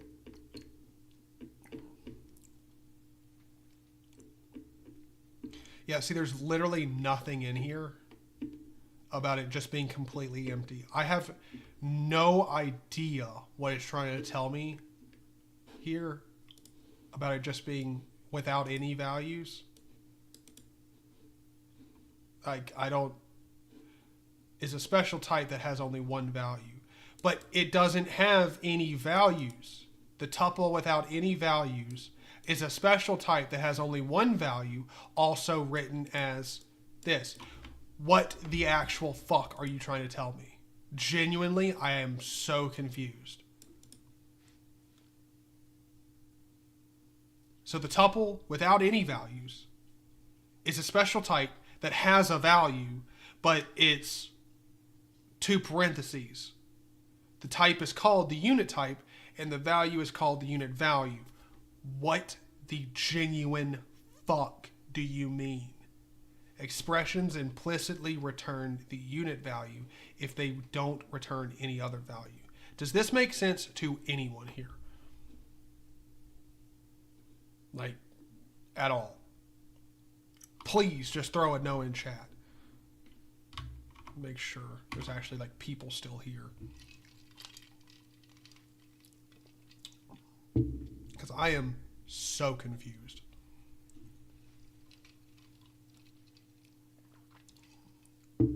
TFL, man, you're taking notes. Please, God, tell me something.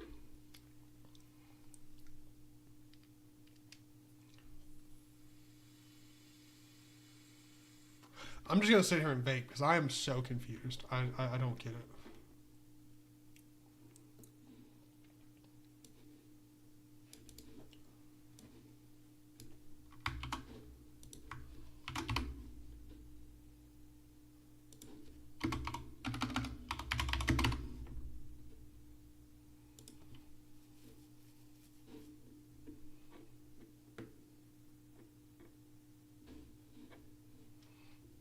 Okay.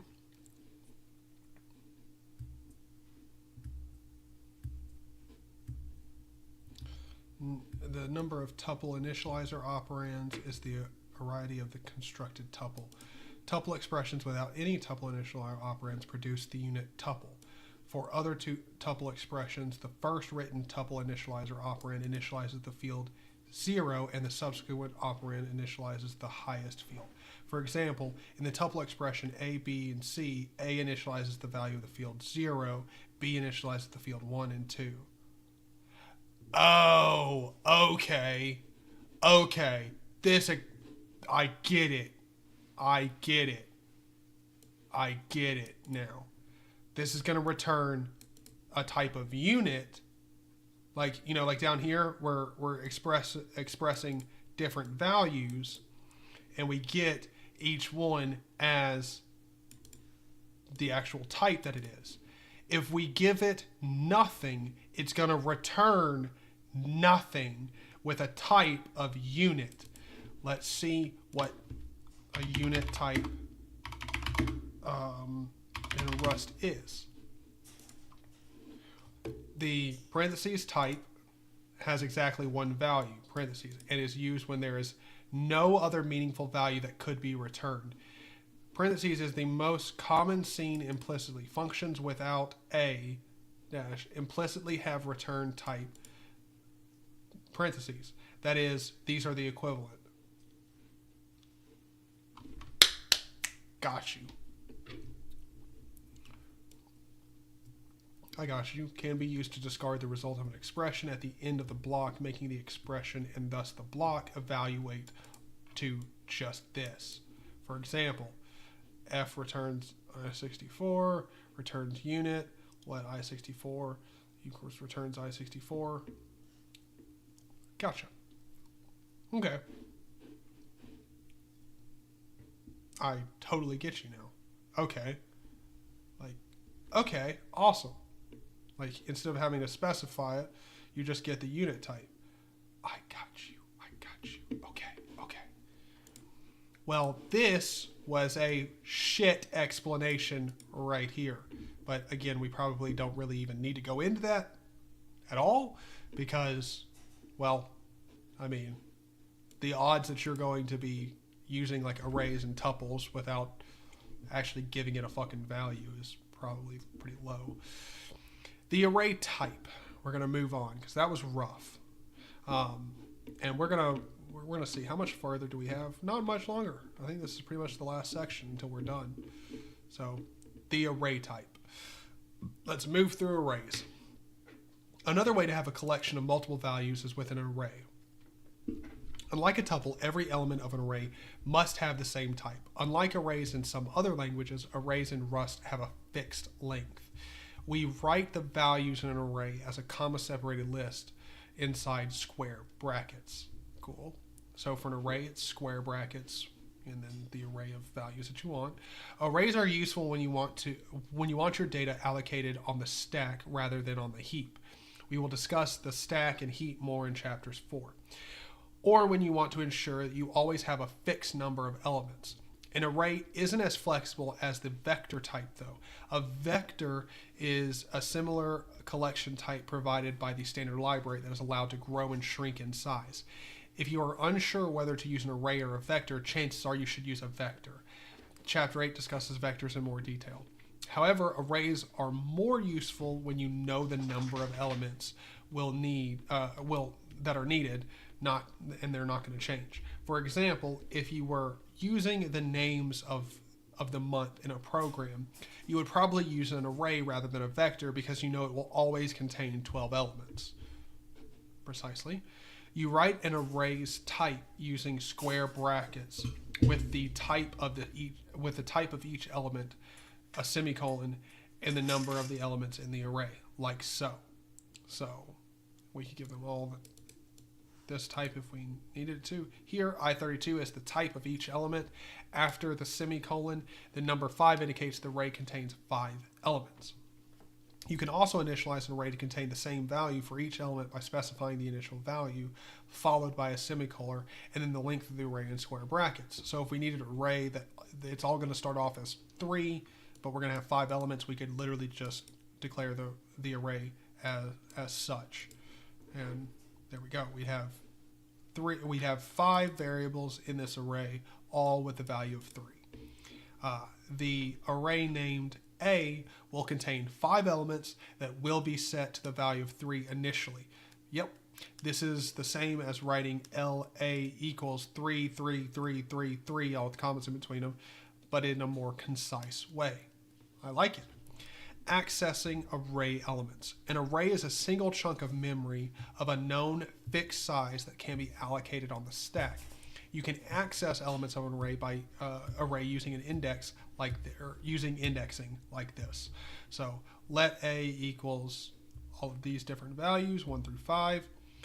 Let first equal A0, so the first element of the array. Second equal A1, and in this example, the variable named first will get the value 1 because that is the value at index 0 in the array. The variable named second will get the value 2 from the index 1 in the array.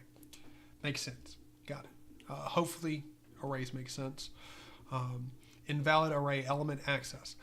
Let's see what happens if you try to access an element of an array that is past the end of the array. Say you run this code similar to the guessing game in chapter 2 to get an array index from the user.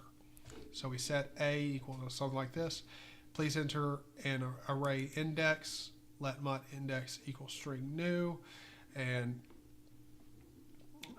stdio, we're going to read the line and set it to the mutable value of index. And if we error out here, .expect failed to read line. Let index equals usize index trim parse expect. This code compiles successfully, and yes it will. Nothing around here looks wrong. And see, let element down here equals A and whatever index we enter. And then so it's going to print out the value of the element.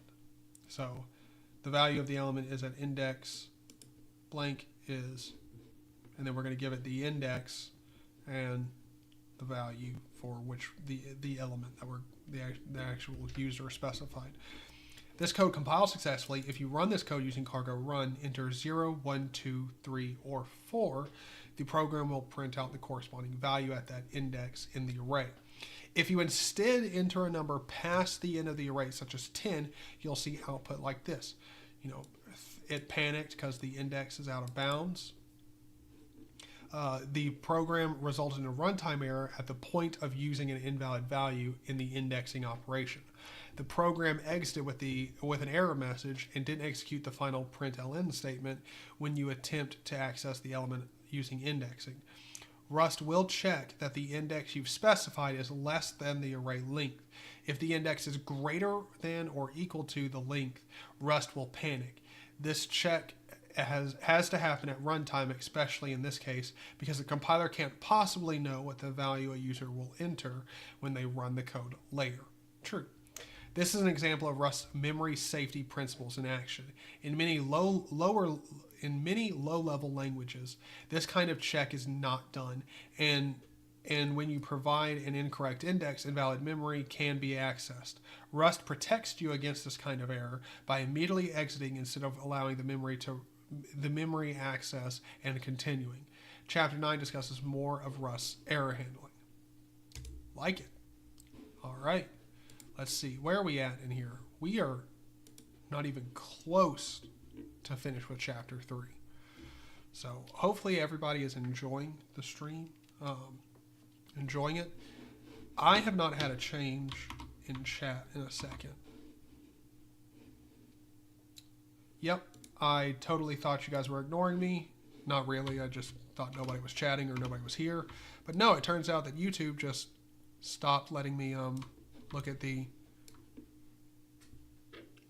Yes, the chat, it was totally not updating. Awesome.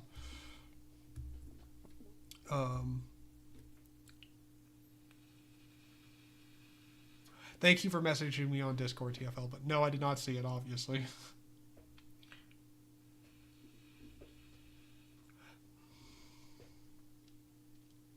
Tuples are used with parentheses, right? Yes. So both tuples and arrays are fixed length. Yes. Tuples can contain different types. Yep. Yes, it can. I think tuples are meant to represent variables grouped together, where an array represents a list of elements. Yes.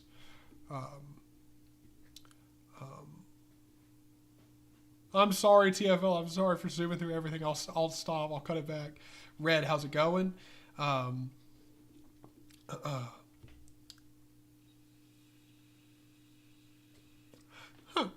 like how you're asking Scott for my phone number. You're like, Scott, come on, give me a... Hold on, let's see if Scott's called me. Let me check. Hold on, this is funny. I've got a text message. No, just my sister asking for money and my mom saying... Mom saying she might have ordered me. My mom asked because like she's gotten a shitload. Like since she's been gone, she left out like the day before yesterday or whatever, and she has gotten a shitload of Amazon packages here at the house. So she asked me if there's anything she could order for me off Amazon, which I told her yes. And I sent her a link to a Pico power supply that I've been eyeing for a while. If she gets me that, then I'm just gonna order one of those super small mini ITX cases, like really small, and build me out a sick 5700G super portable system. It's like handheld, like kind of like a NUC size, which that'll be sick. If I can have my 5700G essentially in a NUC and carry around my OpenBSD machine everywhere, like that's gonna be lit. Thank you, Red. It's good to have you here, man.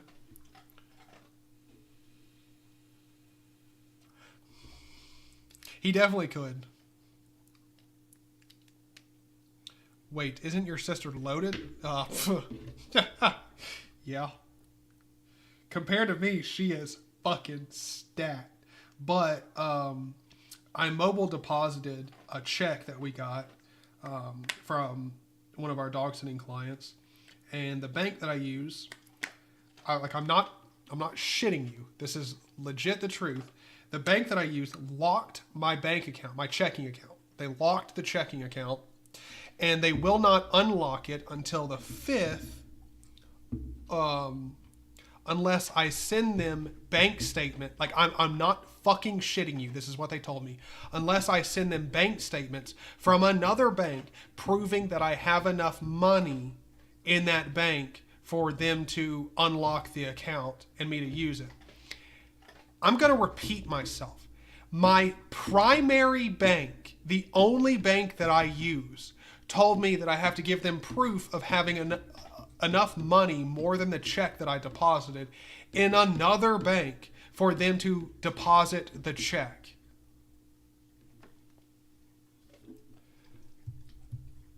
Genuinely, I've talked with my bank for a while now, and I made it abundantly clear that like I'm not doing business with you after this. Like it's like I told the guy, like I got on the phone with a supervisor at my bank, and I told him, I'm like, you literally are the dumbest fucking company I have ever done business with. I mean, the absolute level of retardation that goes into creating a rule that says that I need to have another, like, don't you want all my business? Like, that's like Apple requesting that I give them proof that I bought a Windows 10 computer in the past 12 months to be able to purchase a Mac.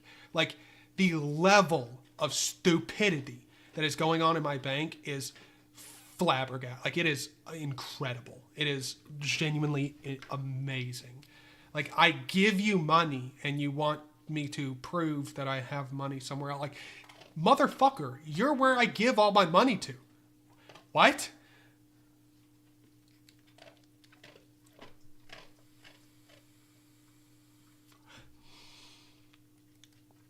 Well, as far as I know, OpenBSD will support your 6500.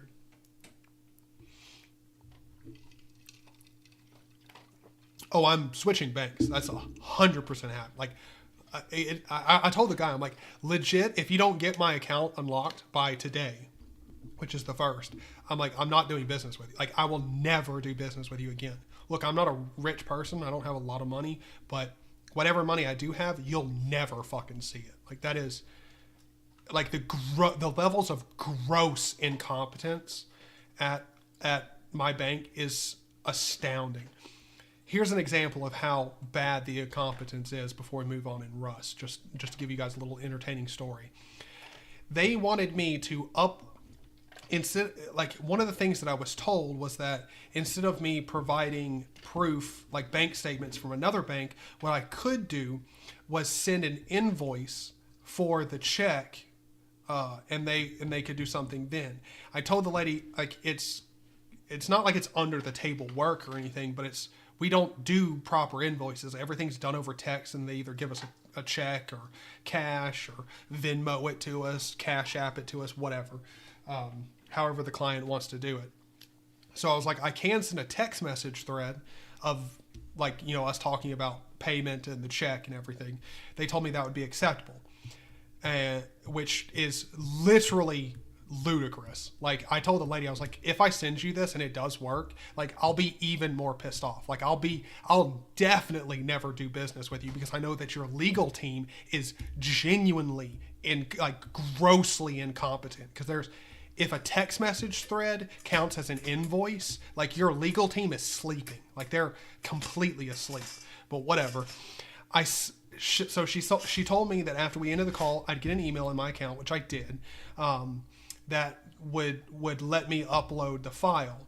And so I opened this email, and the email tells me that in a previous email, or the one attached to this email, would have a document uploader where I could upload documents to them so that they could see the documents securely. It wasn't provided in the email, nor did I waited 5 minutes. I didn't get another email that linked to this doc. I never received another email at all that linked to this document uploader. It was nowhere in the email. I searched top to bottom, never got this document uploader. For me to upload documents to my bank, I had to go to Google, search about their document uploader, find a blog post on their website, which had a hyperlink in the middle of the article that led to the document uploader. And then I could sign into my bank account on my phone and upload the document from there. Genuinely, that is the most, like, the fact that the bank that I do business with right now is allowed to legally operate in any country is astounding. Like, I told them on multiple recorded lines. I've had multiple phone calls with them. I'm like, I am genuinely amazed that you're allowed to do business. Like, if I was in any form a regulator, you guys would have been put out of business months ago. Like, This is unacceptable. Like, it's so bad.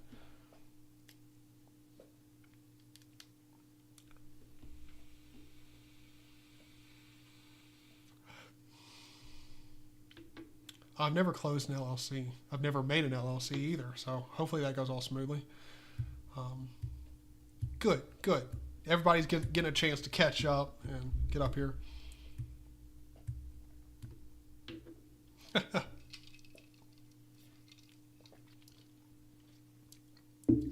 Hey, Dylan.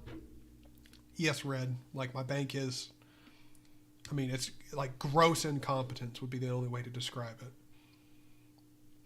And also, they outsource all of their customer service to India, which, I mean, I'm not, like, you know, bigoted against India doing customer service at all, but it also means that there's clearly a lack of quality customer, like there just is. There's a hyper lack of quality customer service, and yeah, it's bad. Like me and my bank are not doing hot right now, and we won't.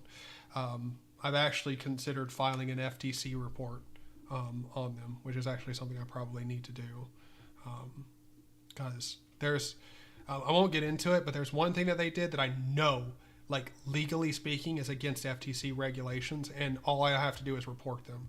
And I'm probably going today, later on, get on a phone call with my bank again, and that's probably the first thing I'll say to the supervisor I get a hold of. I'm like, look, I'm filing y'all. I'm going to file a complaint with the FTC because this is legit. Like, legitimately, there's one thing that they did that I know fundamentally is illegal, at the very least fraudulent. So.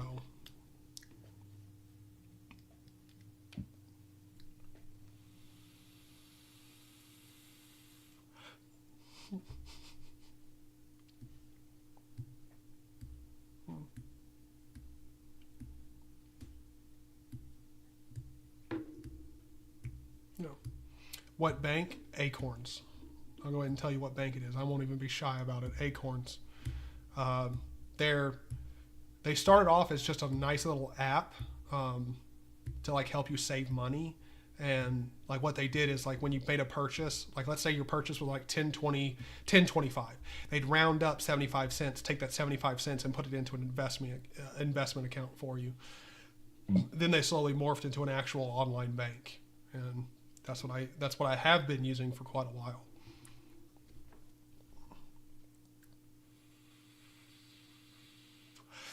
Hey, I think it is now. I think all of you guys are caught up and ready to keep moving. And I can actually see chat, which is nice now.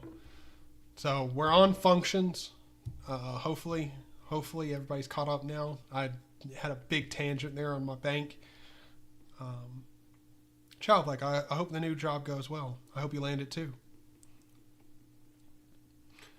All right, let's move on to functions. Functions are prevalent in Rust code. You've already seen one of the most important functions in the language, the main function, which is the entry point of many programs. You've also seen the FN keyword, which allows you to declare new functions. Rust code uses snake case, which as the conventional style for function and variable names, in which all letters are lowercase and underscores separate words. Here's a program that contains an example function definition. FN, another function. Cool. We define a function in Rust by entering the FN followed by a function name and a set of parentheses. The curly brackets tell the compiler where the function body begins and ends. We can call any function we've defined by entering its name followed by a set of parentheses. Because another function is defined in the program, it can be called from inside the main function. Note that we define another function after the main function, the source code. We could have defined it before as well. Rust doesn't care where you define your function, only that they're defined somewhere. Cool. Let's start a new binary project named functions to explore functions further. Place the another function example in your source main RS and run it. You should see the following output. Cool. Let's copy this. You know what? I'm sorry, TFL. I am sorry. We will not do that just for you, my good sir. Let's go back up. and we're going to do cargo new, what are we going to call it? What did it say to call it? Functions, right? Yeah, functions. Functions. CD into functions. And then we're going to vim into source/main rs. Cool. And then we're going to print it. So the main here, hello world. And then after that, let's call the another underscore function.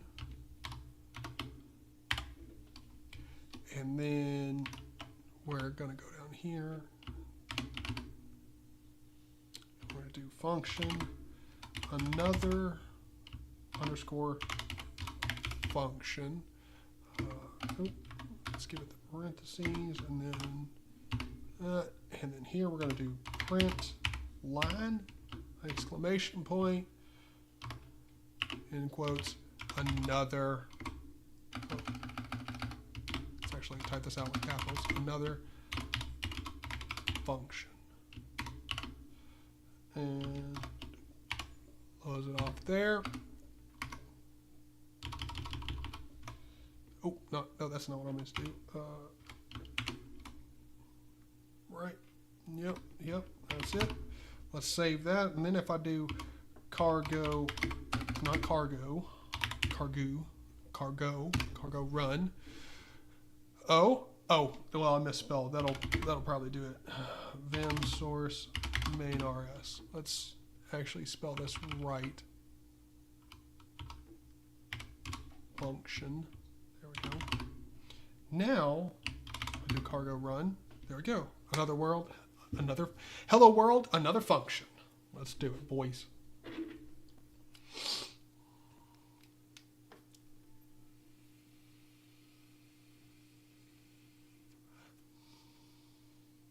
The Rust formatting is pretty something, but it's nice once you get your head around it.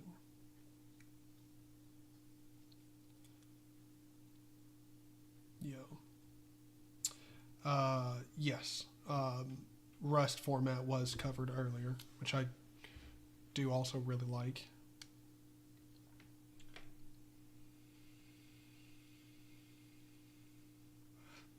That is still blasphemy.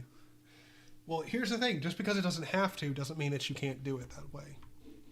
You know? If you're not familiar with doing it that way, the good part is you got options, buddy. You can do it the way that you want.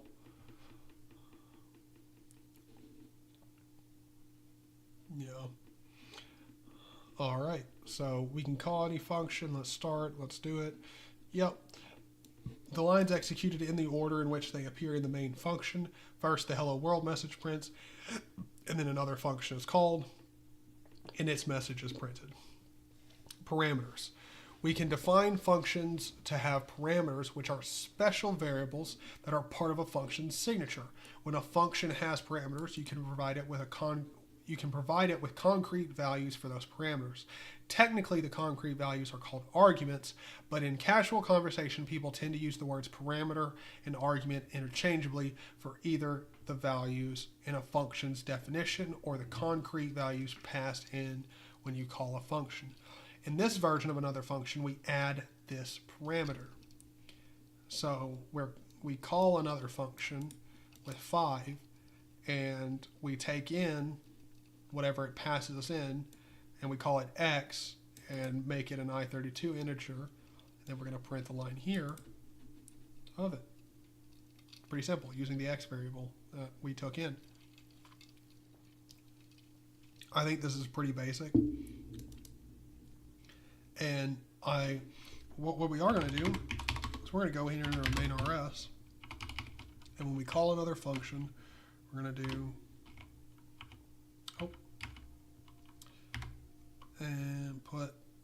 we're just going to put 5 like it did in here.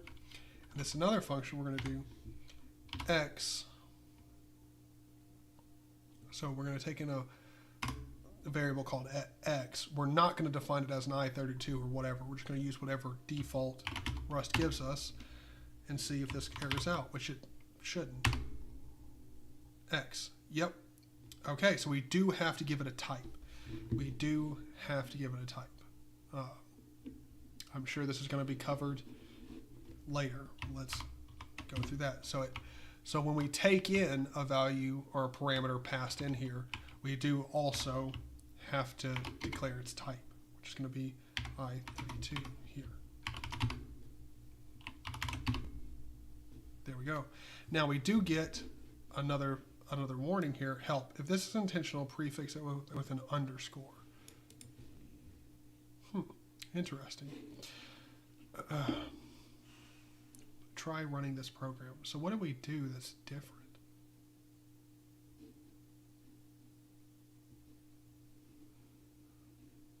The declaration of another function is one parameter named x. The type of x is specified as I32. When we pass 5 into another function, the println macro puts 5 where the pair of curly brackets were in the format string. What? When we pass 5 in the another function, the println macro puts 5 where the pair of curly brackets were in the format string. Well, yeah, of course, because we've already gone over how print line works, but thanks, okay. Oh my god, these bots, dude. Oh my god, I just almost pinned it. Thank you, TFL, thank you. My dipshit ass over here almost pinned the fucking comment.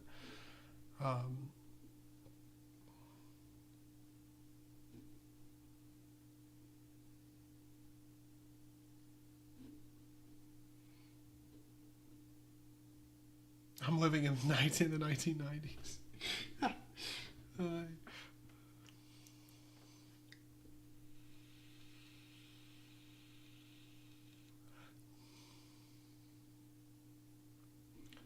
The actual warning is above the code.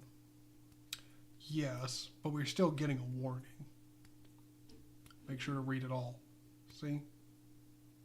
Generated one warning. Note, warn unused variables on by default. Ah, wait, what? Warn unused variables by default. So, are we not using it? In the function signatures, you must declare the type of each parameter. This is a deliberate decision in Rust design. Requiring type annotations in function definitions means that the compiler almost never needs you to use them elsewhere in the code to figure out what type you mean. When defining multiple parameters, separate the parameter declarations with commas, like this. So, comma H, value I32N, comma unit label equals car, character, which is that, of course. The measurement is value and a label. This example creates a function named printLabelMeasurement with two parameters. The first parameter is named value and is an I32. The second name is named unit_label and is a type car or character. The function then prints text containing both value and the unit label. Unit label. Let's try running this code. Replace the program currently in your functions project with preceding example and run cargo.run. Because we called the function with a 5, I'm not going to do this because, I mean, it's pretty much the same thing. We're just doubling it up with two different kinds, which is, again, pretty basic. You're going to use commas. That's pretty common. Like, separating values with commas in functions is pretty normal in most programming languages. The only thing that's different is you also have to specify the type of the variable here. That's not like C#, or as far as I know even, well, as far as I know in C, you don't. I don't think so. Not sure. Can't remember off the top of my head. Let's try running this code. Yeah, we got that. We got that.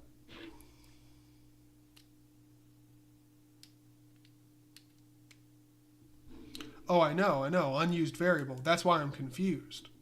Because, I mean, we are using X. Like, we're just not doing anything to it. But in the print line function, we are printing X. So, that's why I'm a little confused. Because I'm like, well, I mean, it's not unused. It's just we didn't change it.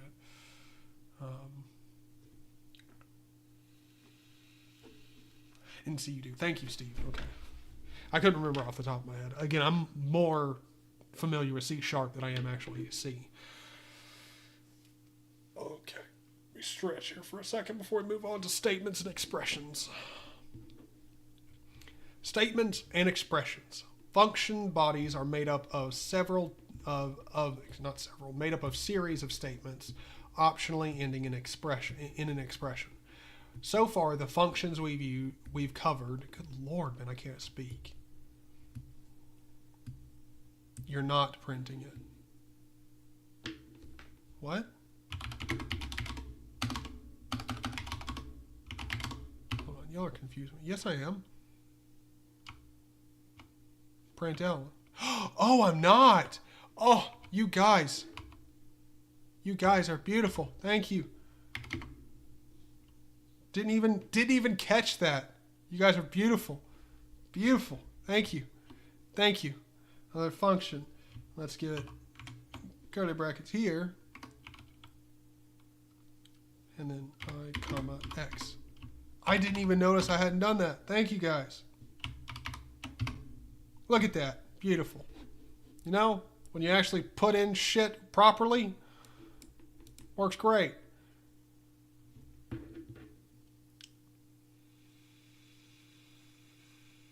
See, now we get nothing. Oh, thank you guys. Thank you.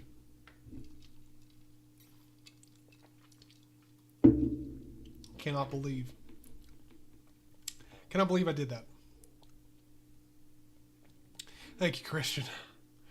All right, so statements and expressions. Let's actually read this like proper English-speaking folks. Function bodies are made up of a series of statements, optionally ending in an expression. So far, the functions we've covered haven't included an ending expression, but you have seen an expression as part of a statement. Because Rust is an expression-based language, this is an important distinction to understand. Other languages don't have the same distinctions, so let's look at what statements and expressions are and how their differences affect the bodies of functions. Statements are instructions that perform some action and do not let you return a value or do not return a value. Expressions evaluate to a resulting value. Let me repeat that. Expressions evaluate to a resulting value. Let's look at some examples. We've actually already used statements and expressions, creating a variable and assigning it to a value to it with the let keyword is a statement. In the existing 3-1, let y equals 6 is a statement. File name, here we go, let y equals 6. Gotcha. So that's a statement. We're stating that y should equal 6. I got you. Function definitions are also statements. The entire preceding example is a statement in itself. Statements do not return values, therefore you can't assign a let statement to another variable. As the following code tries to do, you'll get an error. Let x equals let y equals 6. Gotcha. Okay, so we can't assign a statement to another variable. We could assign a variable to another variable, but not a statement to another variable. Gotcha. Makes sense. Makes sense. When you run the program, you'll get an error that looks like this. Variable is using let as a statement. Let expressions in this position are experimental. Yeah, we get you. This is the important one. Variable is declaring let as a statement. So you can't just take a statement and set a variable to it. Can't do that. I got you. The let y equals 6 statement does not return a value, so there isn't anything for x to bind to. This is different from what happens in other languages such as C and Ruby, where the assignment returns the value of the assignment. Gotcha. In those languages, you can write x equals y equals 6 and have both x and y have the same value of 6. That is not the case in Rust. Gotcha. Expressions evaluate to a value and make up most of the rest of the code that you'll write in Rust. Consider a math operation such as 5 plus 6, which is an expression that evaluates to the value 11. Expressions can be part of statements in listing 3-1. The 6 in the statement let y equals 6 is an expression that evaluates to the value of 6.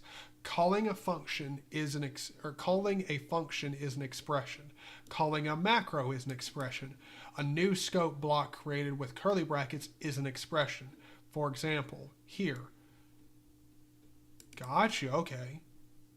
So you could do it this way as an expression. Because let equals x equals 3, that is going to assign 3 to x, and then x plus 1, that's going to give us the value of 4, and let y equal be 4. Gotcha. The expression is here. Gotcha. This expression is a block that in this case evaluates to 4. That value gets bound to y as part of the let statement. Note that the x plus 1 line doesn't have a semicolon at the end, unlike most of the lines you've seen so far. Expressions do not include ending semicolons. If you add a semicolon to the end of an expression, you turn it into a statement, and it will then not return a value. Keep this in mind if you explore function return values and expressions next. Got you. Okay. So essentially, if it ends in a semicolon, like here, this is a statement. It's a statement. If it doesn't, then it's going to return a value like an expression would, and that's what you get. So this right here is an expression because it doesn't include semicolons. If you include a semicolon, you're getting a statement. Gotcha.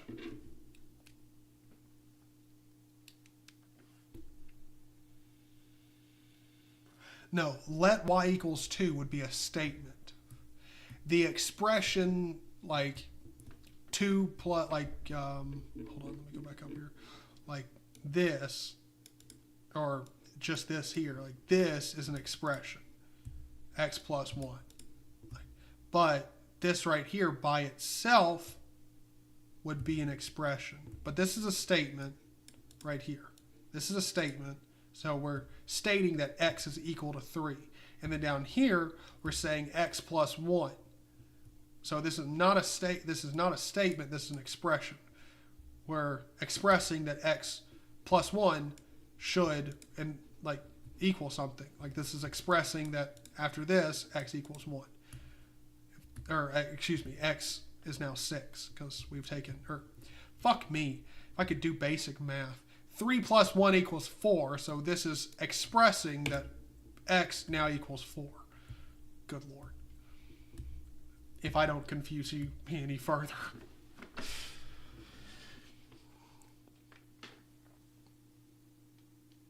Oh.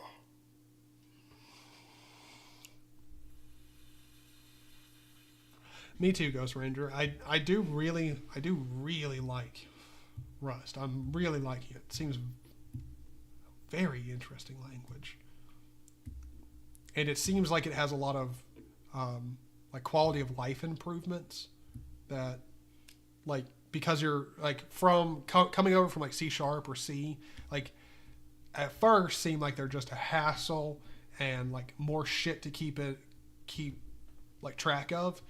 But as we're going through the book here, I feel like it's a lot of stuff that just makes your code it kind of forces you into writing good code. You're less likely to have just the language just not pick up any extra slack for you.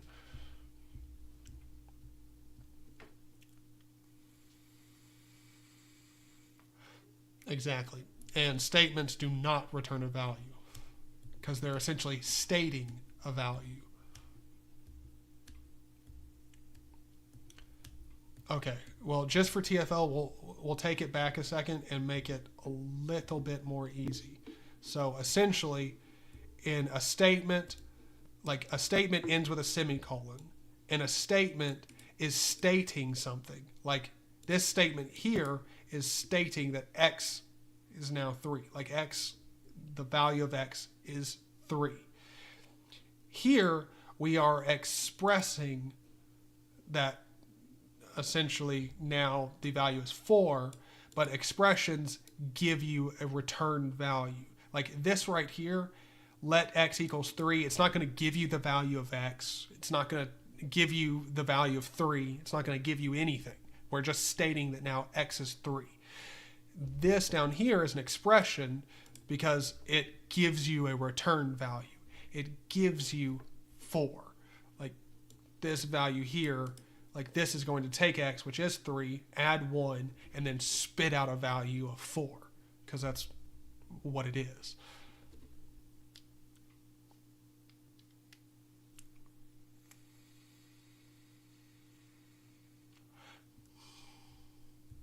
Red, I genuinely do not understand your comment. By now, I don't see anything different. There has been a lot different between other languages. A lot different. Like, there's a lot about Rust that is definitely different than other languages. Like, big time. But okay. I'm glad that I could explain something, because that's probably the first time in my life I've ever done that properly. All right, so we as long as no one has any questions or anything like that, we'll move on to functions with return values. If you've got any questions.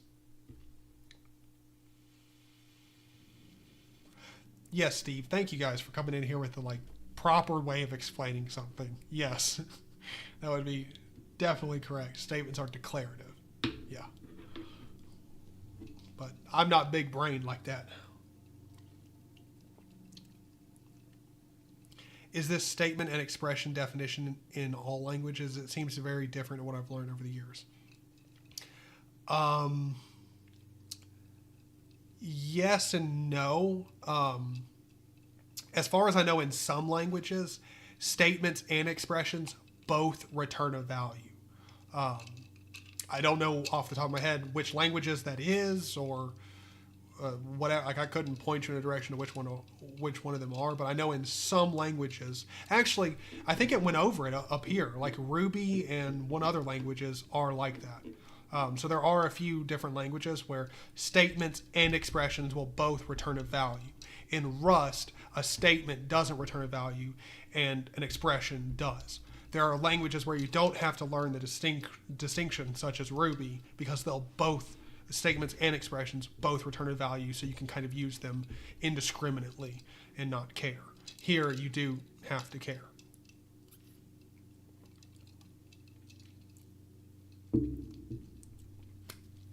Oh, Red, also to go ahead and let you know, if you've missed some of this, that's fine, but I will go ahead and say this is a 3-part series. I have the playlist for this series up on my channel, so I highly recommend after this going back through and watching the rest of the parts of this series to get up to here.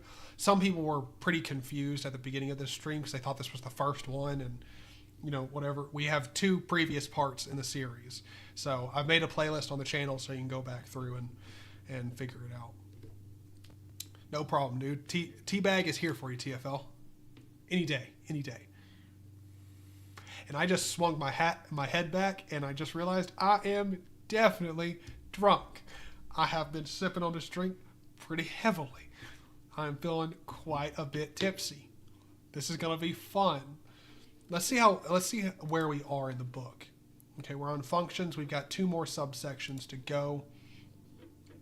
And we're pretty much almost down to the bottom of this one here. So we don't have too much longer to go in chapter 3. So we might continue the rest of this another day. But let's go ahead and let's go into functions with return values. Read, awesome. I'm going to assume you're talking about my Windows video, which was awesome.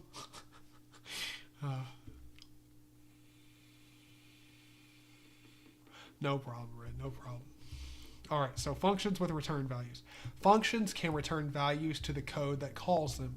We don't name return values, but we must declare their type after an arrow here. In Rust, the return value of a function is synonymous with the value of the final expression in the block of the body of a function. You can return early from a function by using the return keyword and specifying a value, but most functions return the last expression implicitly.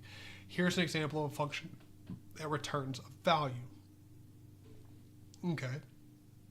So this function 5 here, we give it the arrow. So essentially, let's go back through here and reread this. Functions can return values to the code that calls them.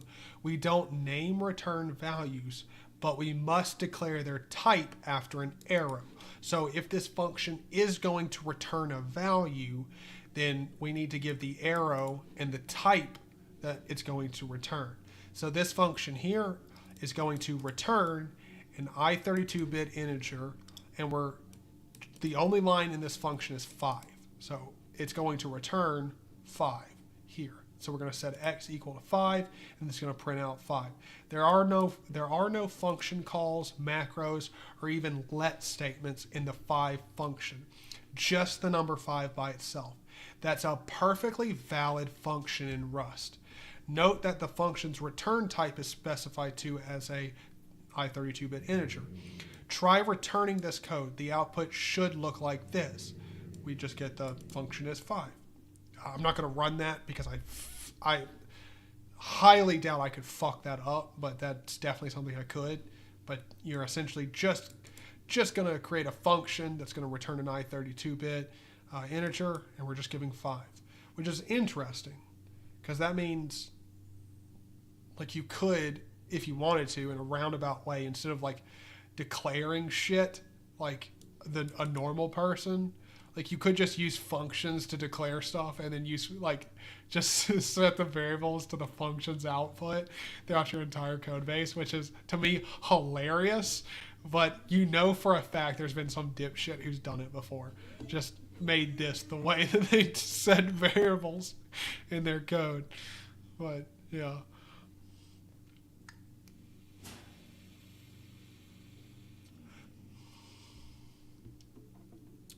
Who knows? You might also be able to do that, but because it did say that you could just return.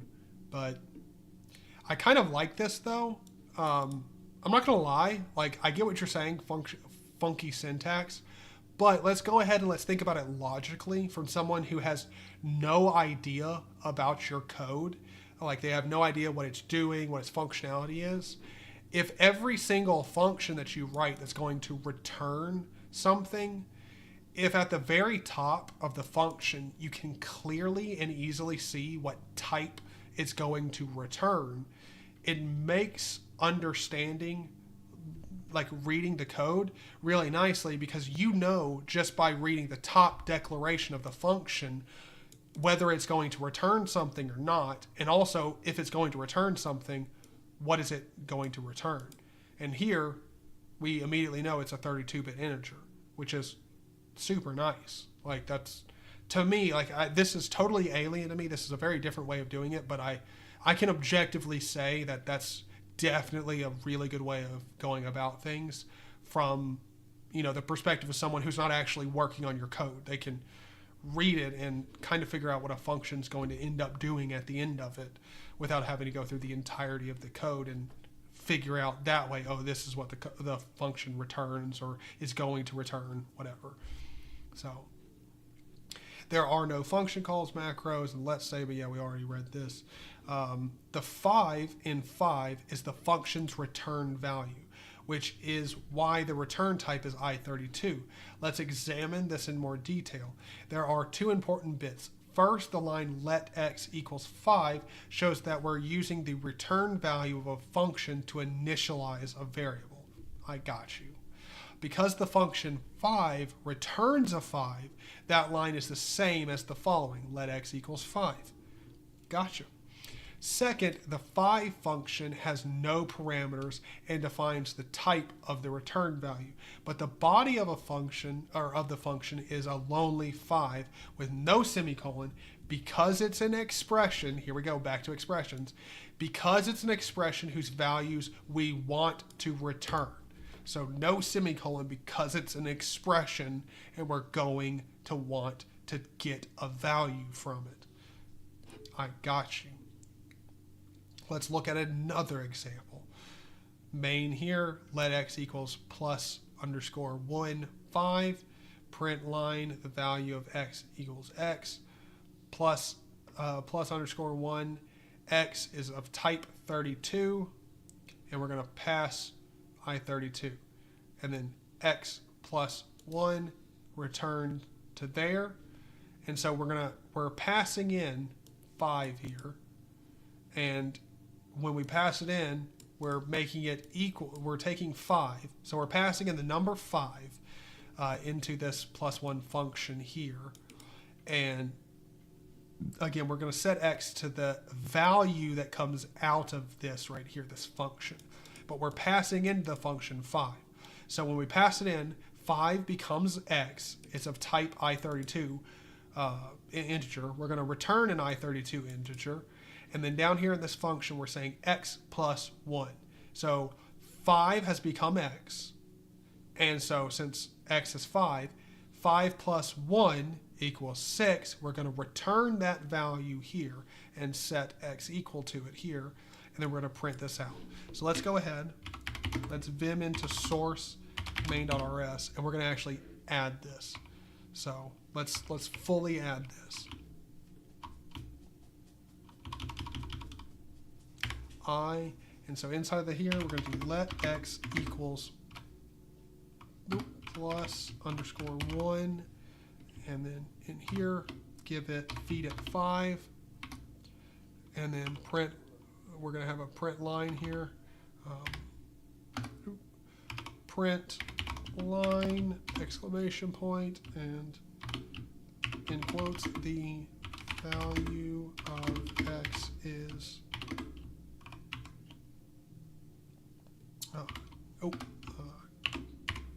comma x, and end it off there.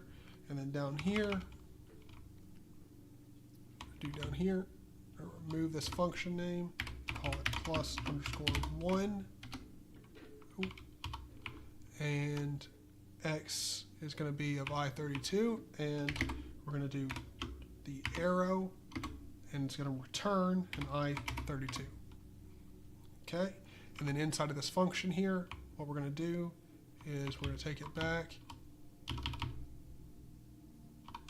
to x is plus 1. Q, and if we go cargo run, the value of x is 6. So we get the returned variable just like we expected to.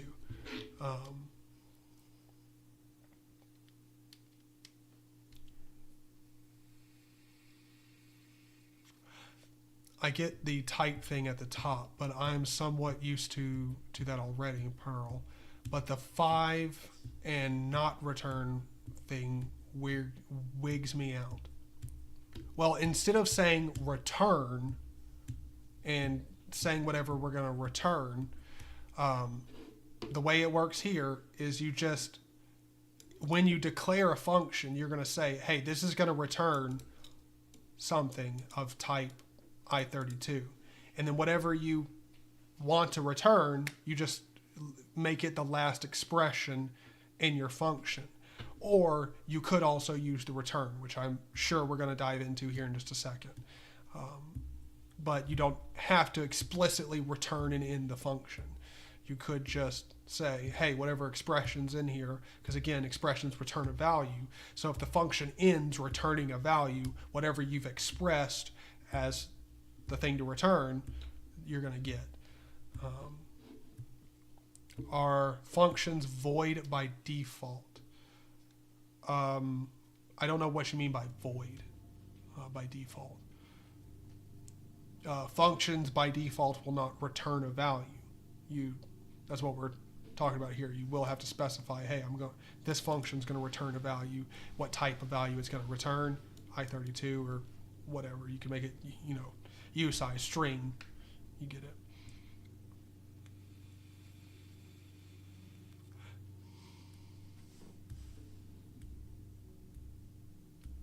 So x, I32 on the function definition line is the type of the argument, and is the type of thing the function returns. If so, I think I get it.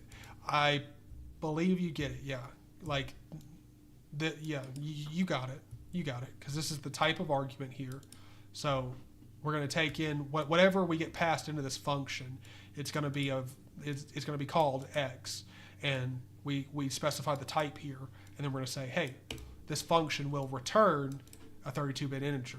And then because the only thing that we're doing in here is expressing, we could have a whole bunch of statements, do a whole bunch of fancy math and everything, but if we end with an expression, or we only express one thing in the code and the expression doesn't get changed later on, then whatever expression we have in this function is going to be of this type and returned to whatever called it.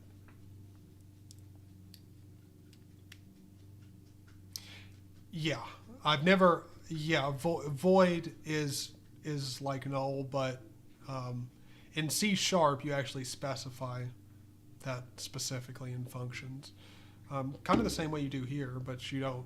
Instead of having to do void by like actually specifically stating it, it's just by default it's void. Sorry, Steve, but yes, you're right. You're right.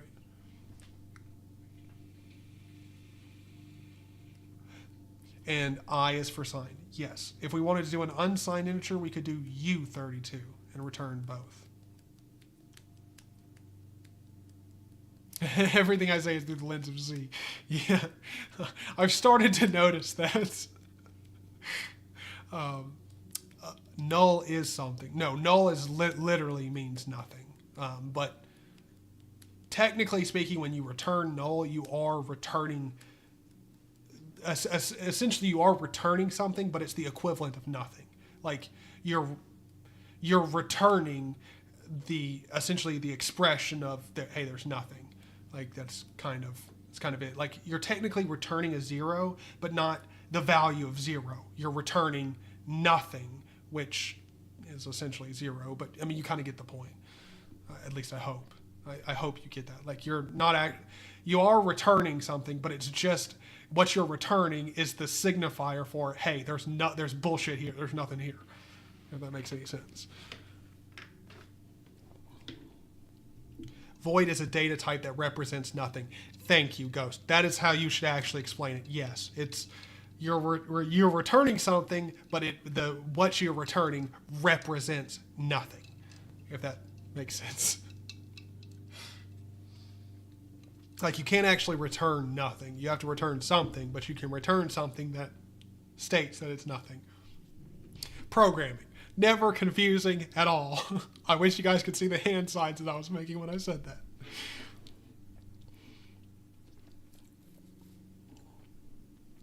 All right. Second, the 5 function has no parameters and defines nothing, or defines the type of the value of the return value, but the body of the function is only 5. Yeah, I think we've already read that. Running this code will print the value of x is 6. Guess what? That's what we got.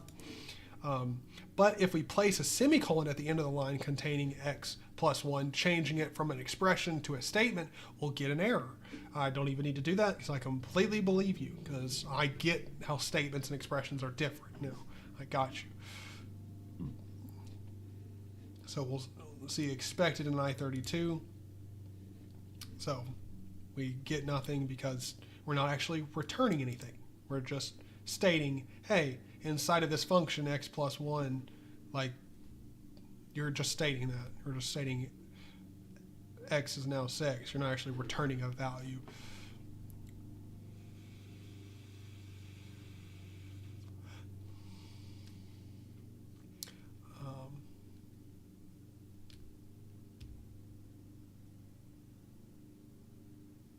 Yeah. So is null in Rust? Yes and no, but you don't actually. Yeah, well, to answer Christian, like I think Rust doesn't support null. You won't ever explicitly state null. As far as I can tell from what we've learned so far, you won't ever use null because essentially functions by default are null. They don't return a value. But when you change it to here saying, hey, we're going to return this, like a value of this type, then you've changed it from null, if that makes any sense, like, or void. You've changed it from that default.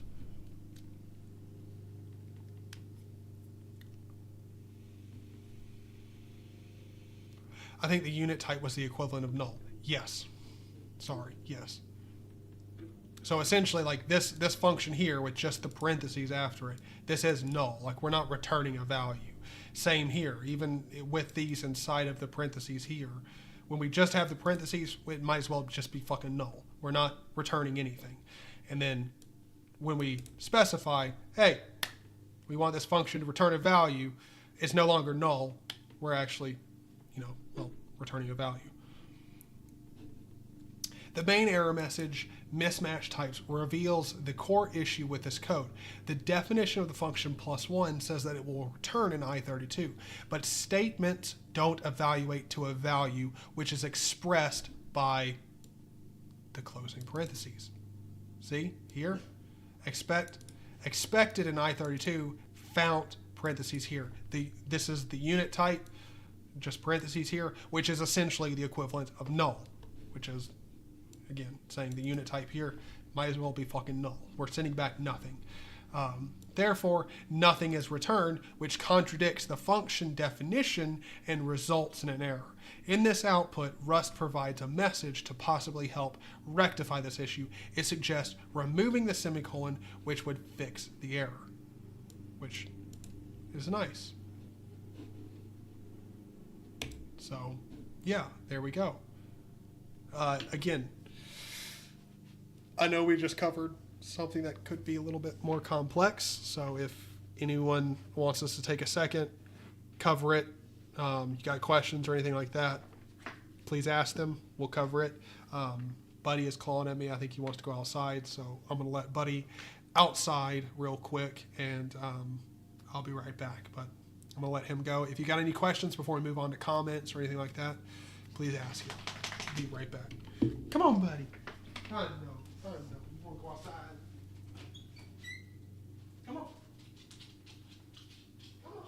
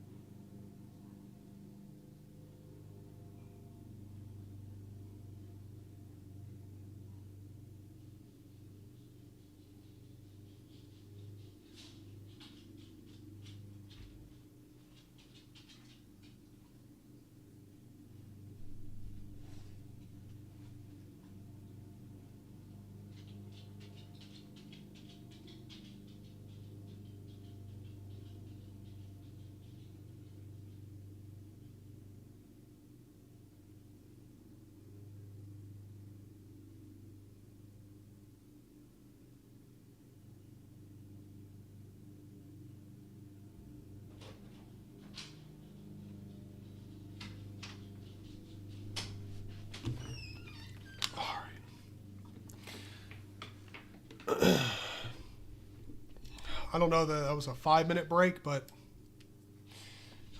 we'll definitely take a couple more seconds. I had to go, went to go let Buddy outside, but he doesn't want to go outside. So just went and used the bathroom real quick. I had to break the seal, all right? I've been drinking, okay? Just had to go ahead and break it. Really, this is the last part of videos on Rust? No, this is not the last part. No, we've got a lot more chapters to cover. A lot. So this is not the last in the series, for sure.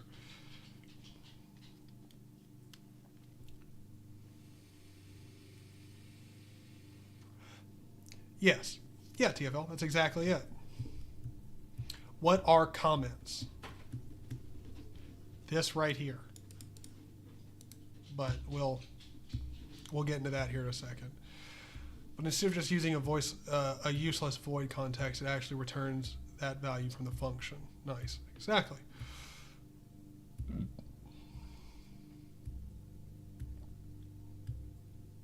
Yes. Yes, you should be, TFL. You have no excuse not to be pro at comments. Oh. Wow, that flew way over my head, Steve. That flew so far over my head, it's a little embarrassing.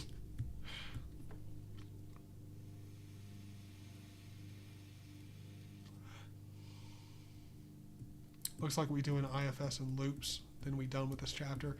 Pretty much, yep. Actually, wait, hold on. No, because we're going to do control. Well, yeah, we got control flow, so I don't actually know what's in there. I'm going to assume it's probably going to be if statements, stuff like that. You're the best teacher who drinks. That is the biggest compliment I've ever gotten. Thank you.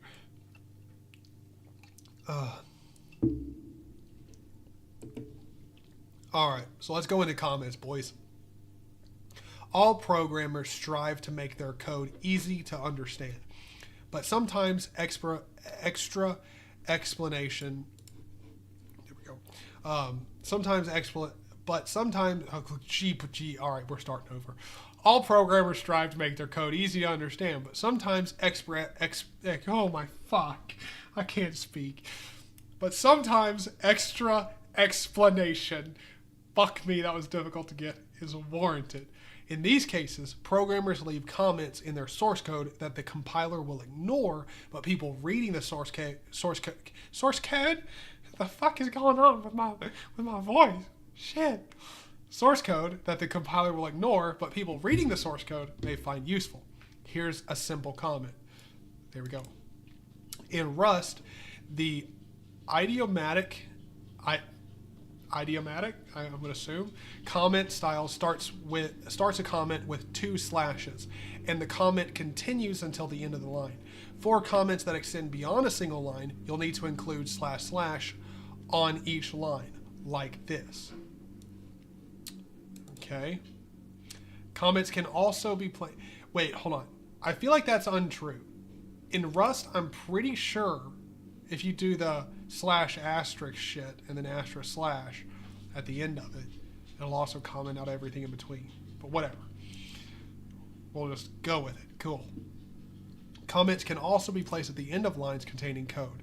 So you could do this. I'm feeling lucky today. Like it. I like that. But you'll often see them used in this format with the comment on a separate line above the code that it's annotating. Pretty normal. Rust has another kind of comment, documentation comments, which we'll discuss in publishing a crate to crates.io. Okay. Oh, cool. So in chapter 14, we're going to get around to like actually taking the shit that we write and packaging up and actually like providing it to others in crates.io. Sick. Source cake. Okay. Yes. Well, for everybody who's not been around for these streams, I do want to go ahead and say, pretty much the way that I'm planning on taking this course is each chapter will be its own dedicated stream. So after we end each chapter, we'll move on to the next one in the next live stream. Unless the chapter is super short, then we'll do 2 in 1. But most likely it's going to be individual chapters for each one. So let's end this one off. Control flow. The ability to run some code depending on if a condition is true, or run some code repeatedly while a condition is true, are basic building blocks in most programming languages. The most common constructs that let you control the flow of execution of Rust code are if expressions and loops. If expressions. An if expression allows you to branch your code depending on conditions. If you provide a condition and then state if this condition is met, run this block of code. If the condition is not met, do not run this block of code. I hope to God, if you have any familiarity with programming in general, you're familiar with if statements. I genuinely hope so. Because if you're not and you're familiar with programming, I don't know who's been teaching you, but bitch slap the fuck out of that person. Because you should at the very least know if statements. But let's go in here. Create a new project called branches in your projects directory to explore the if expression. In the source main file, input the following. Let's do that. So let's go back up here. We're going to do cargo new, and we're going to call this, what was it, branches? Yeah, we're going to call this branches. All right. Oh, fuck, I did cargo. I keep doing that, man. Cargo new branches. All right, cd into branches. And then we're going to vim into source main rs. All right, and here in our main function, we're going to go down here and we're going to do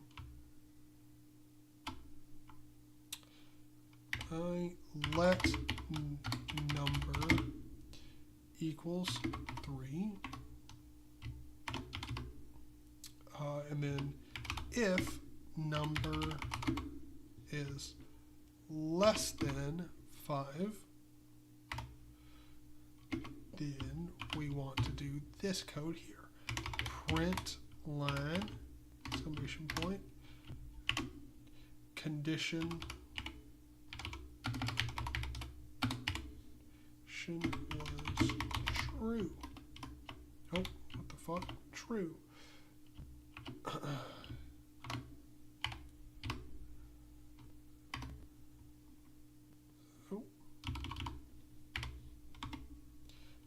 If, or excuse me, oh, hold on. We in this command, else print line is condition was false.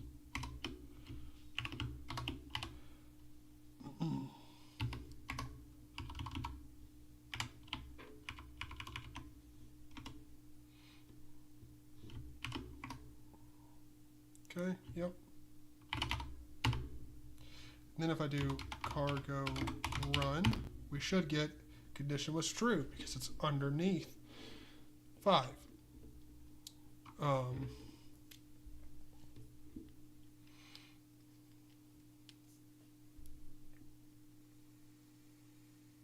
Interesting to see, no brackets or parentheses or anything like that, just the naked condition. I like it. I like it like that. Just out here, you know, in their birthday suit, all these if statements. It's the way to go, you know? You don't gotta put clothes on your if statement. It's nice. All if expressions start with the keyword if followed by a condition. In this case, the condition checks whether or not the variable number has a value less than 5. We place block of code to execute if the condition is true immediately after the condition inside curly brackets. Blocks of code associated with a condition in if statement are sometimes called arms, just like the arms in match expressions that we discussed in comparing the guess to the secret number in the section of chapter 2, which I like. Okay, so if expressions are sometimes called arms, just like the arms or expressions of the match expression. I like it. Okay. Optionally, we can also include an else expression, which we choose to do here to give the program an alternative block of code to execute should the condition evaluate to false. If you don't provide an else expression and the condition is false, the program will just skip the if block and move on to the next bit of code. Pretty much, I don't know many programming languages that do it a different way than this. Like if your if statement, if whatever you're checking for doesn't actually meet the if statement's condition, then it'll just move on. There's very few programming languages, none that I really even know about, that won't do that.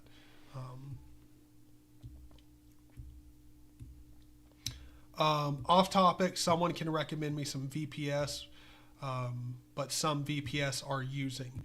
That statement there made genuinely no sense. I don't know what the entire last part of the sentence means, but some VPS are using. Have no idea. I will say I use DigitalOcean. It's or I have used DigitalOcean in the past. It's fine if you want to provide static websites. If you want to use a mail server or set up a mail server, pretty much you're fucked. Go to Linode, that's probably your best option. But if you want to save money, DigitalOcean, I think Vector is one, the Vector VPS, I believe. I think that's the name of their code. I can't remember. It starts with a V. They've been highly recommended. But there you go. They really just let the conditions hang out there. Where's their decency? Oh, I love it.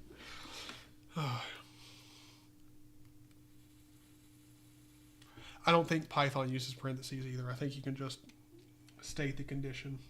Man, dude, I've been chiefing on my vape. I've gone through half a pod this morning. Fuck me. That means I essentially gone through half a pack this morning. Fuck. Let's see. Optionally, you can also include an X. Yep, which we did that. Yep, condition was true. That's what we got. Let's try changing the value of number to a value that makes the condition false to see what happens. All right, can do. Let's go down here. $. Let's make it 8. Let's test it. I wonder what will happen this time. Guess what? We got condition is false. Buddy! I heard something around the house that didn't sound right. Let's, hold on. Now let me go see where my fucking dog is, see what he's tearing up. What the fuck are you doing, dude? Yep, I knew it. Yeah. Yeah.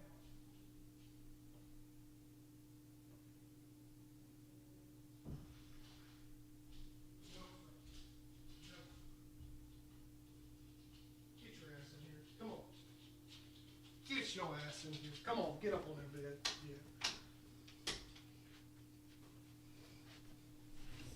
Yeah. You know, buddy, just casually taking all the shit in my sister's bathroom trash can and throwing it all across her bathroom. I'll have to pick that up here in a minute.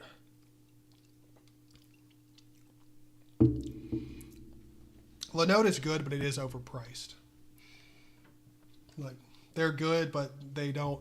Their prices are much higher than, not much higher, but they are higher than other options. But their quality of service is really good. Like, it's probably worth it.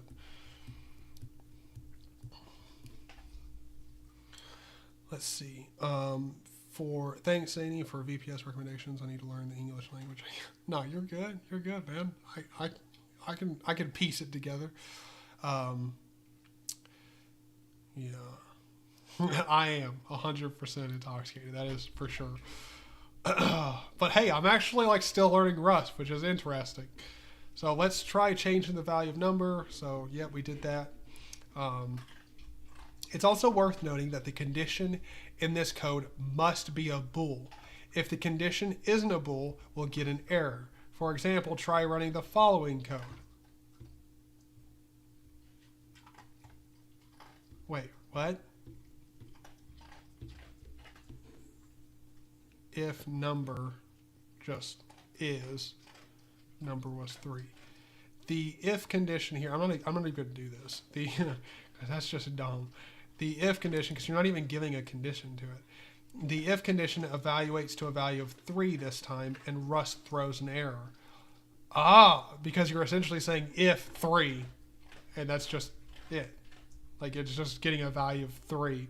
Not, oh, these values match or don't match. Makes sense. Makes sense. Because if you put in an argument here, you know, like is less than something or whatever, like you actually get a comparison between the two and it gives you a Boolean, which is either true or false. If you just give it the value, then unless the value is true or false, it's going to error. I like it. Like it. The error indicates that Rust expected a bool but got an integer. Unlike languages such as Ruby and JavaScript, Rust will not automatically try to convert non-Bullion types to a Boolean. You must be explicit and always provide if with a Boolean as its condition. If we want the if code block to run only when a number is not equal to 0, for example, we can change the if expression to the following. exclamation point equals, which is not equal to in pretty much most languages. So it's not equal to 0, then we'll print it. Running this code, we'll print a number with something other than 0. Awesome, because we actually have a condition to meet here. Handling multiple conditions with an else if. You can use multiple conditions by combining if and else in an else if expression. For example, we have let number equal 6 if number %4, which is the remainder of number 4 is not equal to 0, number is divisible by 4. Else if the remainder with 3 is not equal to 0, the number is divisible by 3. If the remainder 2 is not equal to 0, the number is divisible by 2. Else, print line, the number is not divisible by 4, 3, or 2. Gotcha. Pretty simple. Let's see. Yeah, I mean, if you're not intoxicated as a programmer, I don't know what you're doing, man. Come on now. Speaking of which, I say for the next chapter, all of you boys bring drinks to that one. You know, we just sit back, we all drink, relax, perhaps smoke if that's your thing. We all just sit back and have a real hazy, like drinky good time. All right. When this program executes, it checks each if expression in turn and executes the first body for which the condition holds true.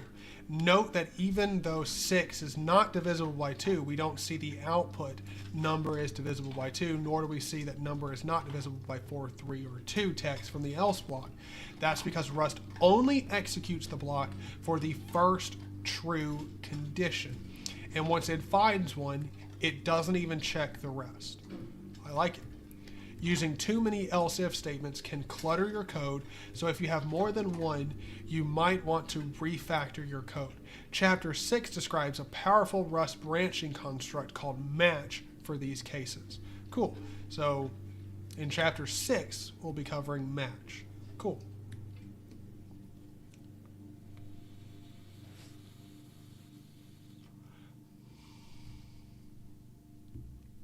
Rust is very strict by nature to ensure code safety. Yes, and I actually like that. It's pretty nice.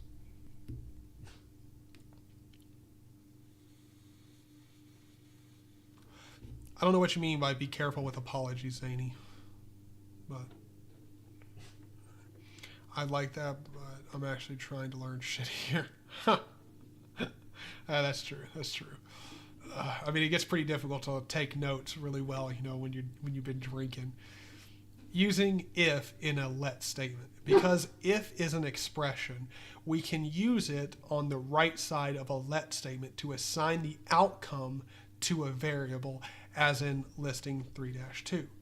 So essentially we can do let condition equals true. So we've got a Boolean named condition. Let number equal if condition, which is here, 5, else 6. So essentially what we're doing is if the condition is, well, met, which it is because it is set to true, then it's going to spit out 5.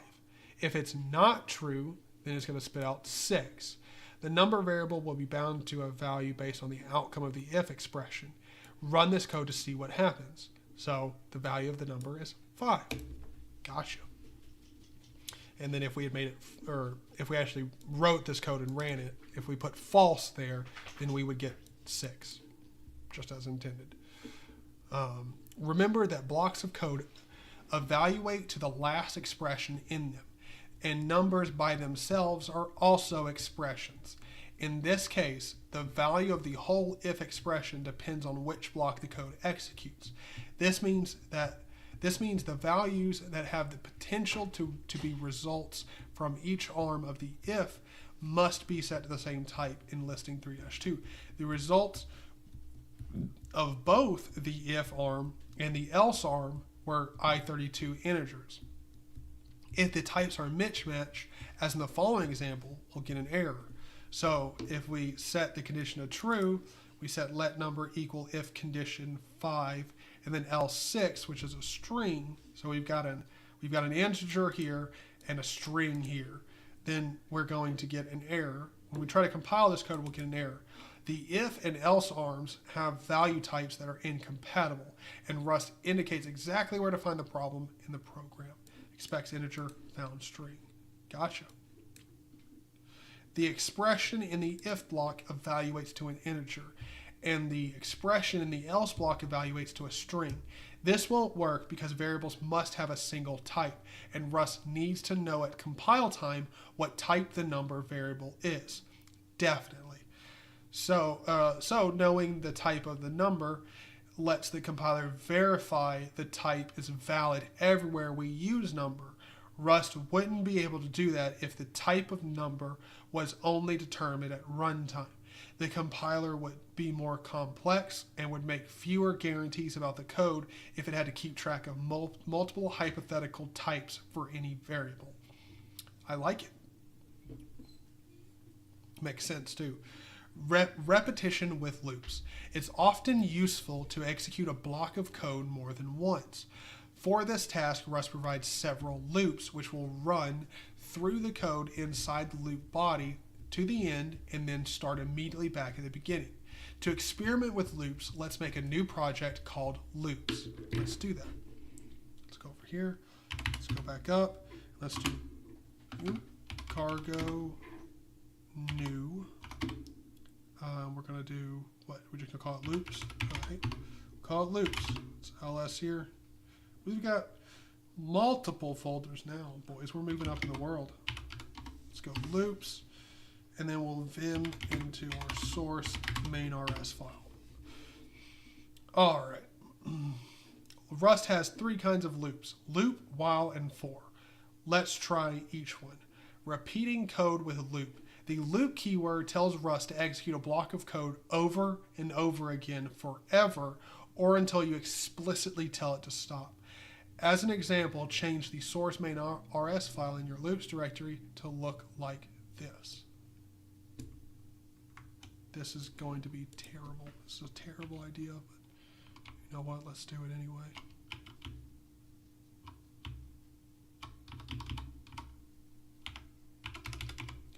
Loop, and then inside of this loop, we're going to do print line again.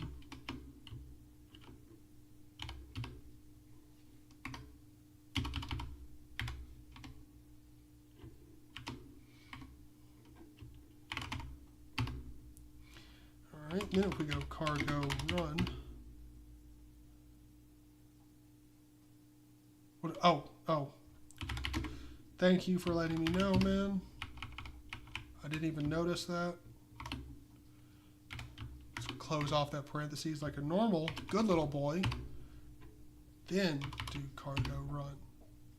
And it's just going to keep on going for forever until we quit it. Now we run this program, we'll see again printed over and over continuously until we stop the program manually. Most terminals support the keyboard shortcut Control-C to interrupt a program that is stuck in a continual loop. Give it a try. Gotcha. The symbol C represents where you press Control-C. You may or may not see the word again printed after the C, depending on where the code was in the loop when it received the interrupt signal. Unfortunately, Rust also, unfortunately, that's not unfortunately. Fortunately, Rust provides a way to break out of a loop using code. You can place the break keyword within the loop to tell the program when to stop executing the loop. Recall that we did this in the guessing game in the quitting after a correct guess section to exit the program when the user won the game by guessing the correct number. We also used continue in the guessing program, which in a loop tells the program to skip over any remaining code in this iteration of the loop and go to the next iteration. Gotcha. If you have loops within loops, break and continue apply to the innermost loop at that point. You can optionally specify a loop label on a loop that we can then use with break or continue to specify that those keywords apply to the labeled loop instead of the innermost loop. Here's an example with 2 nested loops. So let's actually do this. All right, we're going to actually do this. Let's do, in here we're going to do let mut count equals 0. Then we're going to do counting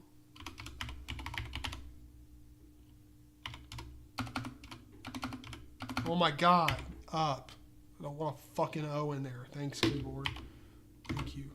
Oh my god, I'm definitely drunk. I'm swearing at my keyboard now. I'm definitely drunk. Oh my god. Counting up, loop. We're going to definitely get into like why we put a semicolon there. But anyway, counting up, loop. Print ln exclamation point. Count is equal to here, comma, count. Okay.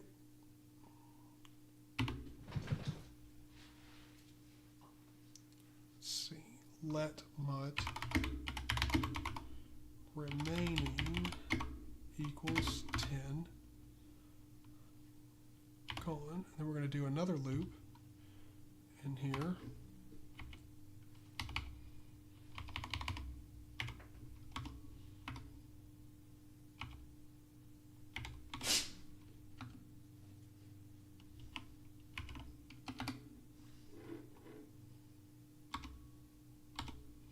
Tap that bad boy in there, print ln.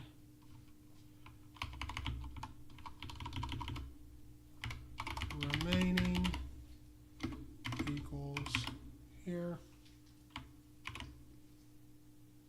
comma, remaining. Oh.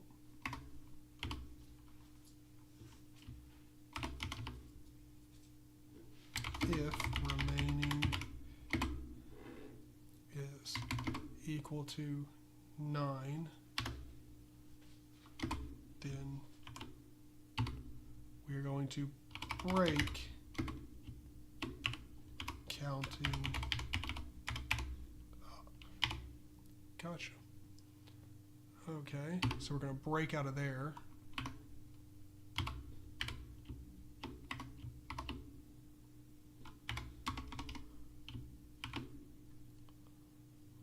Yep, and then if count is equal to 2, then we're going to break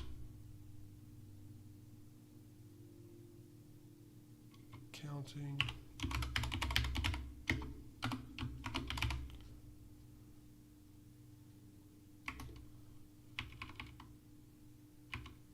oh my god, if I could. Alright, hold on, we didn't put the underscore in there. It's just counting up. Cool. You know what? We're just going to use it. Who cares?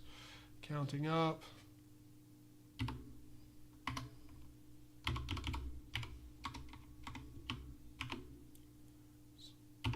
Remaining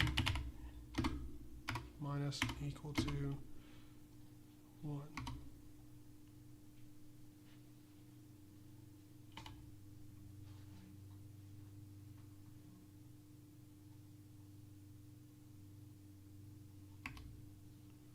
Right, yep.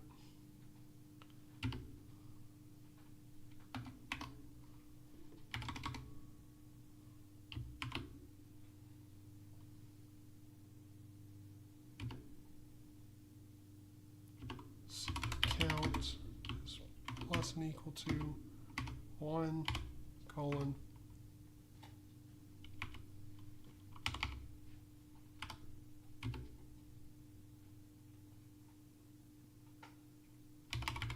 print line exclamation point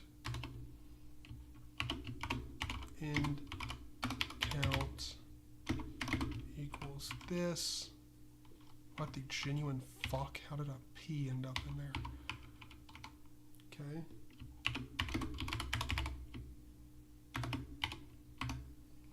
Okay, so we're gonna run through, let's go over this code here for a second.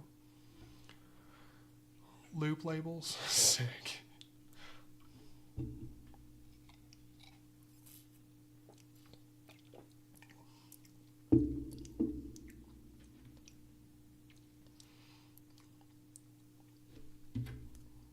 Good.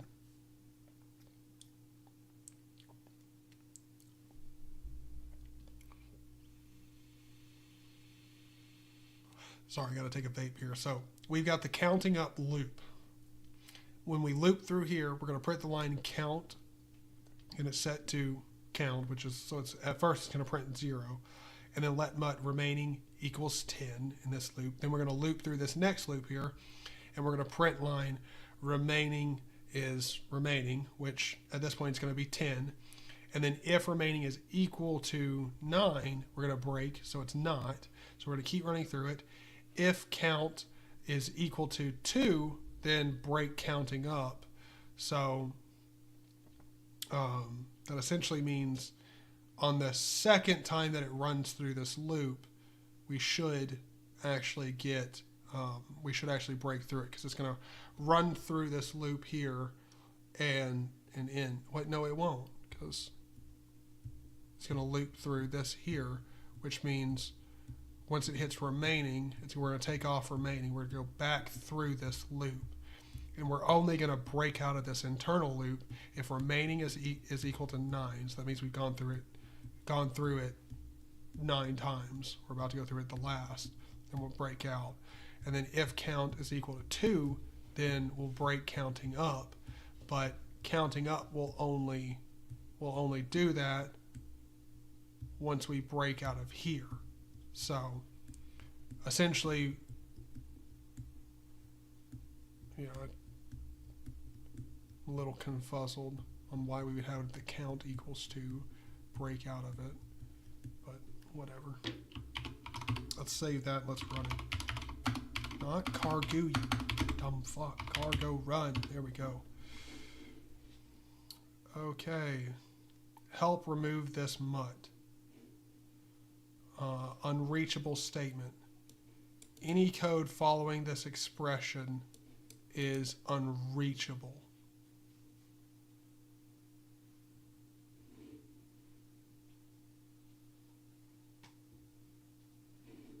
What?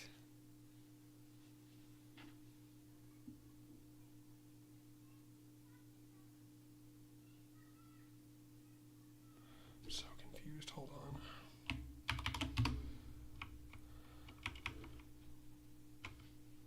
Yep, that's what I thought. So that lines up. And it's not telling us that this code's going to error out here. So this should work. Let mut remaining. Let mut count equals 0. If you have a mistake, Zaney, line 10 should just be break. Oh, yeah, that's right. Thank you. Thank you. Thank you. Thank you.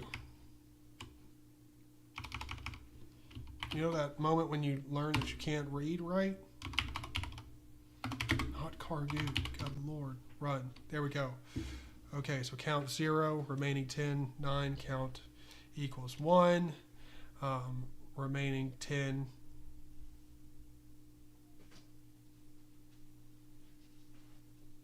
and count equals 2. So we ran through it 10 times, or 2 times. Very weird. Okay.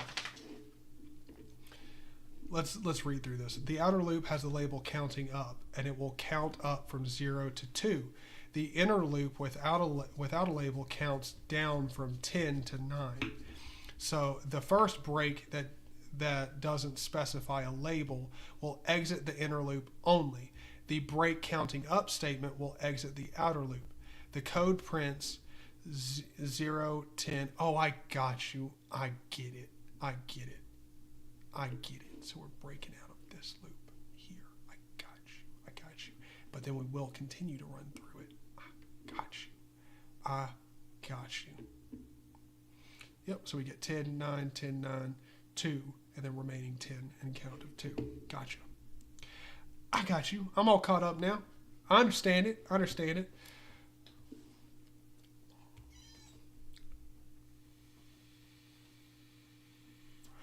Hey, it's all right, TFL. We all lose our eyesight, man. It's all good. I'm right there with you. I can't read for shit. Returning values from loops. Let's move on. One of the uses of a loop is to retry an operation you know might fail, such as checking whether a thread has completed its job.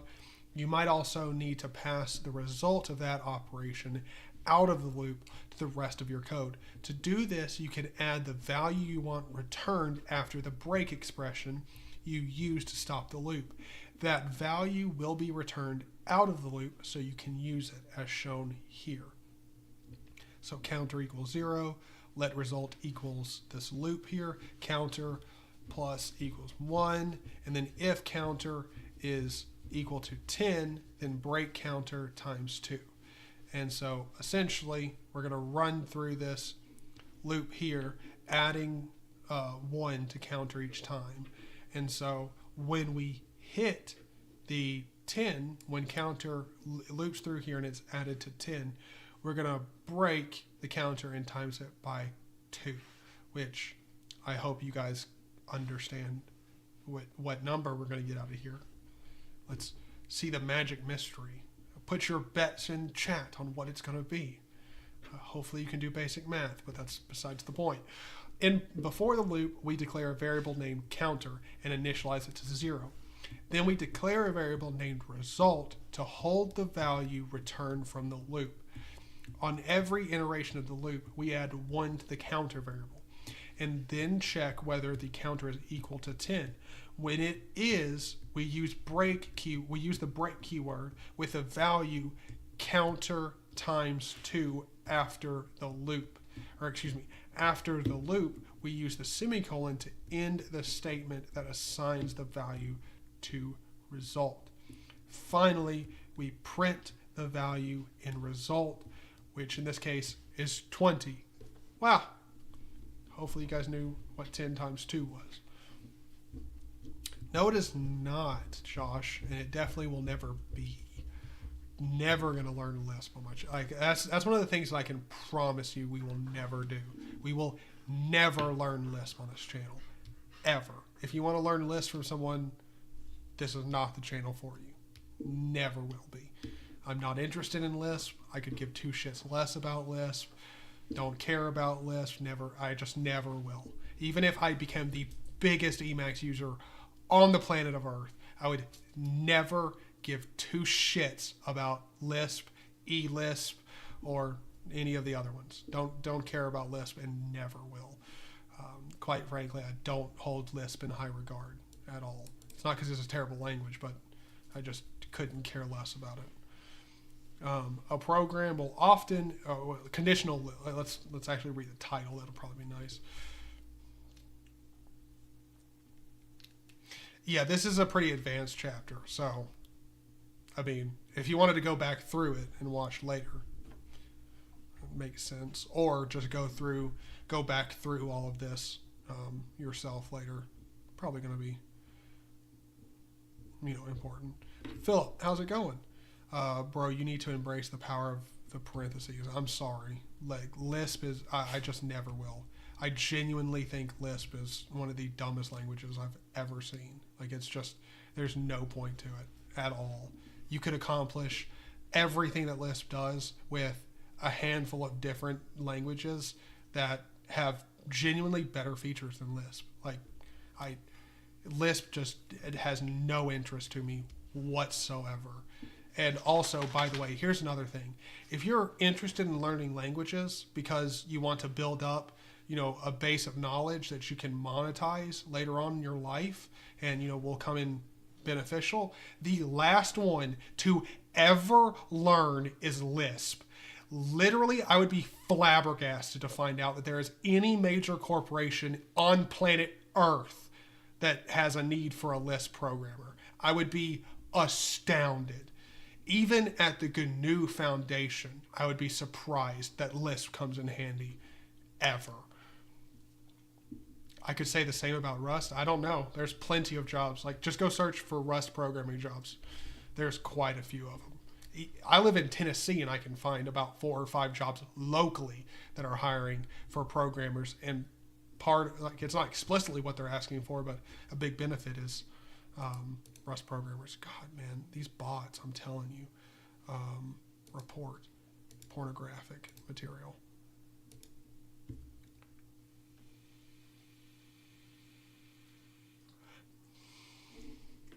Okay, conditional loops with a while. I know these bots, man. The sad part is like whoever programs these bots genuinely thinks that some of y'all out there are dumb enough to just be like, oh, cool. Hey, I'm waiting on you. 18 plus stream. Perfect. Oh, like, yeah. Genuinely, I hope none of you have lost enough brain cells. Like, I'm a stoner, and I haven't lost enough brain cells to even look at that and be like, oh, this is interesting. Porn. Yay. Like, God, you have to kill a lot of brain cells to be like, oh, these links look interesting. A program will often need to evaluate a condition within a loop. While the condition is true, the loop runs. When the condition ceases to be true, the program calls break, stopping the loop. It's possible to implement behavior like this using a combination of loop, if, else, and break. You could try that now in a program if you'd like. However, this pattern is so common that Rust has a built-in language construct for it called a while loop. In listing 3-3, we will use a while loop, while to loop the program 3 times, counting down each time, and then after the loop, print a message and exit. So while number is not equal to 0, we're going to run through this loop here. I feel like I don't think we need to dive too deep into while loops. I think you guys know what while loops are. I hope so. Like while loops, pretty basic. You're just going to set, hey, if you're not meeting this condition, we're going to continue to run in here. Once you do condition, we're going to break out of it. You know, so this construct eliminates a lot of nesting that would be necessary if you use loop, if, else, and break, and it's clear. While a condition holds true, the code runs, otherwise it exits the loop. Pretty simple and straightforward. I hope so.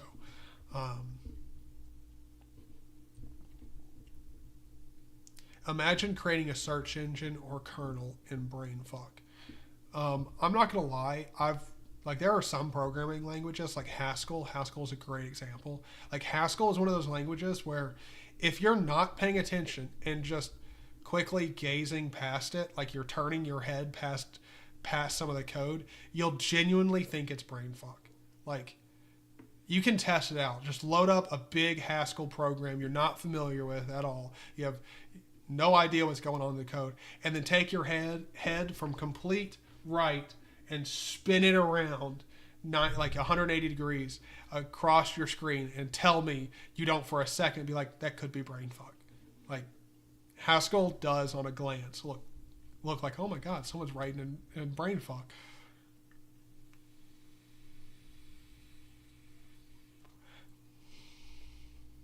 I hope nobody clicks on those bots. I really hope so. Well, that's awesome to hear, Philip. Looks really cool so far. Maybe I'll install it on my good old ThinkPad X200. Yes, OpenBSD is definitely meant for ThinkPads. Most of the developers run ThinkPads, so your ThinkPad will get fantastic support on OpenBSD. If not just everything work out of the, like pretty much as far as I know, if you're running a ThinkPad, OpenBSD is the thing to put on it. Like it is highly tested on ThinkPads. I think German and Rust in one go is just too much for my brain tonight. Yeah. Haskell is the devil's work. Oh my God, I wish Derek was in here to see that. Oh, that would be great. Cabal is my main language to go when I start a new project. I have no idea about Cabal. Never really used it, or Cabal, however you say it. All right, let's go on to looping through a collection with for. You can choose to use the while construct to loop over the elements of a collection such as an array. For an example, the loop in listing 3.4 prints each element in the array A. So we've got an array here called A. It's got different values, and we've got index equals 0. While index is less than 5, we're going to run through here. Print the value of A index. And then, again, the index starts off at 0, so that means it's going to print out 10 first. And then we're going to take index and add 1 to it. And so, pretty simply, we're just going to run through the entire array, printing it out. And then when index is not less than 5, so that means it's hit 5, we'll stop doing this. Here's the code that counts up through the elements of the array. It starts at index 0 and then loops until it reaches the final index in the array. That is, when index is less than 5, it's no longer true. Running this code will print every element in the array. Perfect. All 5 array values appear in the terminal as expected. Even though index will reach a value of 5 at some point, the loop stops executing before trying to fetch a 6th value from the array. Perfect. However, this approach is error prone. We could cause the program to panic if the index value or test condition are not correct. For example, if you change the definition of the A array to have 4 elements but forgot to update the condition to while index 4 is less than 4, the code would panic. It's also slow because the compiler adds runtime code to perform the conditional check of whether the index is within the bounds of the array on every iteration of the loop. As a more concise alternative, you can use a for loop and execute some code for each item in a collection. A for loop looks like the code in listing 3-5. So we've got this for element in A, print out the element that it is. Again, for loops, while loops, loops in general. I feel like most of you guys get it. Most of you guys get this. Of course, Scott, we're actually learning, man. If we run this code, we'll see the same output as 3-4. More importantly, we've now increased the safety of the code and eliminating the chance of bugs that might result from going beyond the end of the array or not going far enough and missing some items. Using the for loop, you would need to remember to change any other code if you've changed the number of the values in the array, as you would with a method used in listing 3-4. The safety and conciseness of for loops make them the most commonly used loop construct in Rust. Even in situations in which you want to run some more code or a certain number of times, as in the countdown example used a while loop in listing 3-3, most Rustaceans would use a for loop. The way to do that would be to use a range provided by the standard library, which generates all numbers in sequence starting from one number and ending before another number. Here's what the countdown would look like using a for loop and another method we've not yet talked about, rev, to reverse the range. Okay. For number in 1.4. So I'm going to assume that's going to be for each number in between 1 and 4. Dot rev, print line here, number, and then print liftoff. This code is a bit nicer, isn't it? Hold on.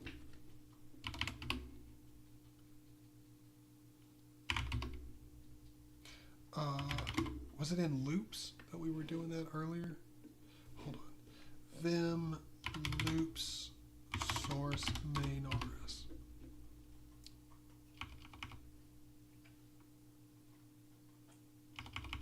No. I think that was in our guessing game. I think so. Source and main RS. Yeah, we got our number, secret number. No, I don't know where it's talking about, like if we replace this, but who cares? We don't need to write it. I mean, I think you guys get it. For number and 4, and we're going to talk about this reverse method here eventually.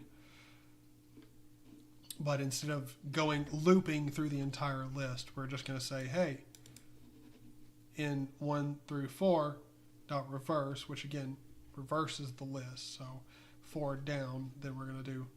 So I believe this would get us. Hold on, let's just go ahead and cd into. Let's ls cd into loops, and then vim source main rs. All right, and then down in here,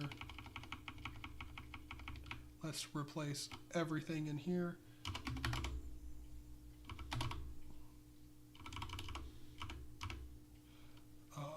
And we're gonna go back up here, and we're gonna just actually write this out. For number in 1 dot 4 dot reverse, we're gonna do this. Print ln exclamation point, and we're gonna give it in here the squiggly brackets and an exclamation point, and we're going to say fill the squiggly brackets with number.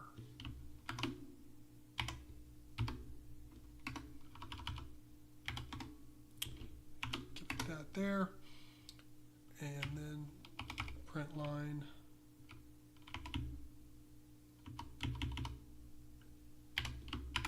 lift off. Okay. What? There we go. Oh, let's do cargo run. Let's see. This opening brackets matches the closing braces. Unexpected closing delimiter. Wait, hold on. What? Oh. Wait, what?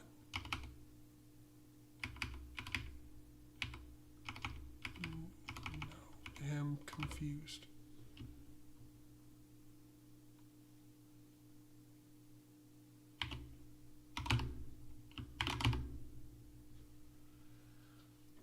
Error, could not compile loops due to 2 previous errors. Okay. Unexpected closing delimiter.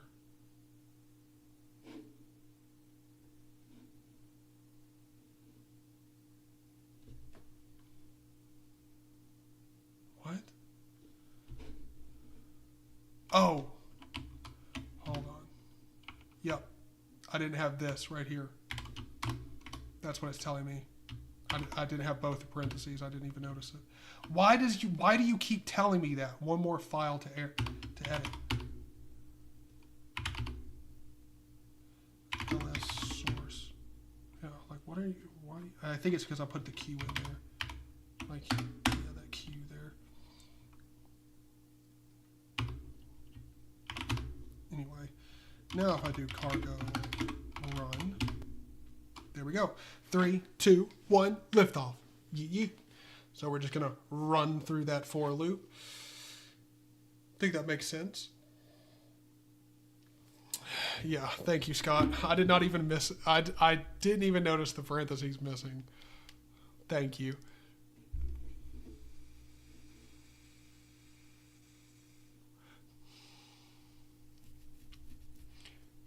Frantically trying to keep up. Hopefully, so I'm so ready to give up at this point, mentally drained.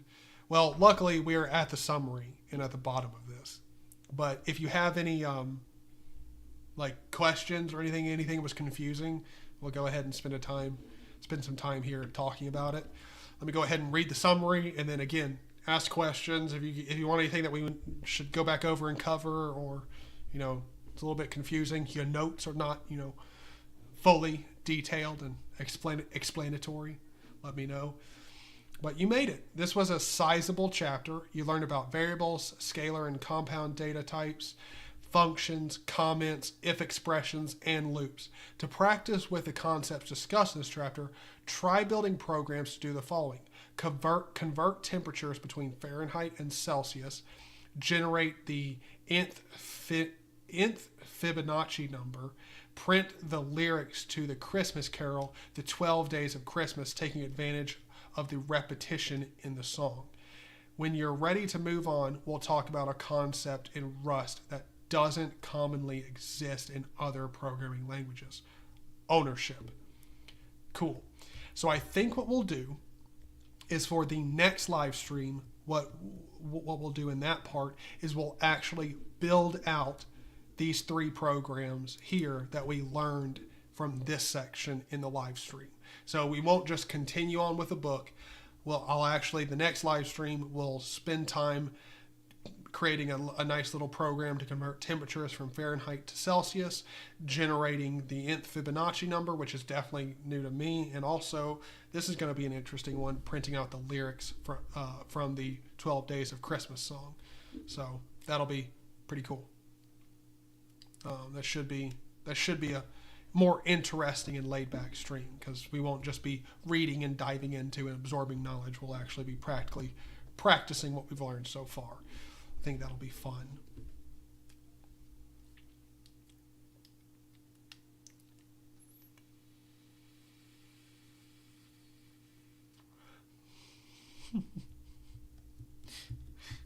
Oh, TFL. I'm glad to have all of you guys here. Thank you. Red, Ghost, Steve, Scott. Everybody. Let me scroll up here. Christian, Philip.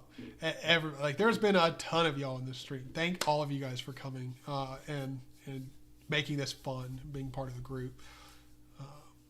Had to look at Basic again recently for nostalgia. You gotta throw it back, man. Gotta go back to the old stuff. Get you learning right. Yeah, Basic. I've never actually heard of that. Basic Interpreter. I mean, if it's made by the same people that make Yatum, yet another dot files manager, it's definitely going to be lit.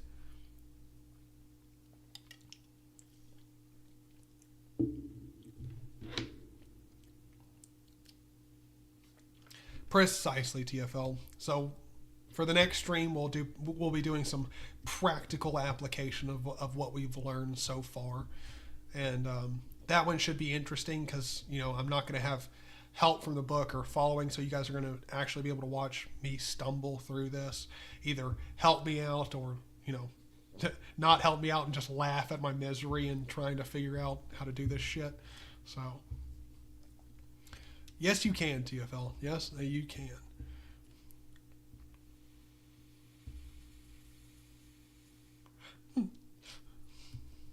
All right, you boys. I think we're going to go ahead and call it off here. We've ended the book. Not book. Good Lord, I fucking wish. No, we've ended this chapter. We're doing great, and I think this is going to be a lot of fun. So look forward to seeing all of you guys tomorrow for the next installment of this stream. Hopefully it's all good. And remember, if you are popping into the stream and under the impression that it's the first one or the first part of the series, it's not. This is part 3 of the series. I have it on the playlist on my channel. If you want to go back through and see the others and see us work through and get to this point, you're not just more than welcome to do it, you're also advised to go ahead and do it, because we did skip through, well, not really skip through, but if you're coming into this, you've skipped part 1 and part 2, which are the beginning of the book. So maybe be sober next time and quit rattling the desk. I'm probably going to be sober the next time. I don't see why not. But hey. And then also, I'll never quit rattling the desk. I genuinely can't not do it. I don't know. It's kind of like restless leg syndrome. I just gotta move, especially when I'm sitting for this long. That's why I was a pain in the ass for teachers, because if I didn't have something to fidget with, then I was a nuisance in class, because I don't know, I gotta be moving, I gotta be doing something. If you guys could see the hand movements I'm making with my hands right now, you'd understand. But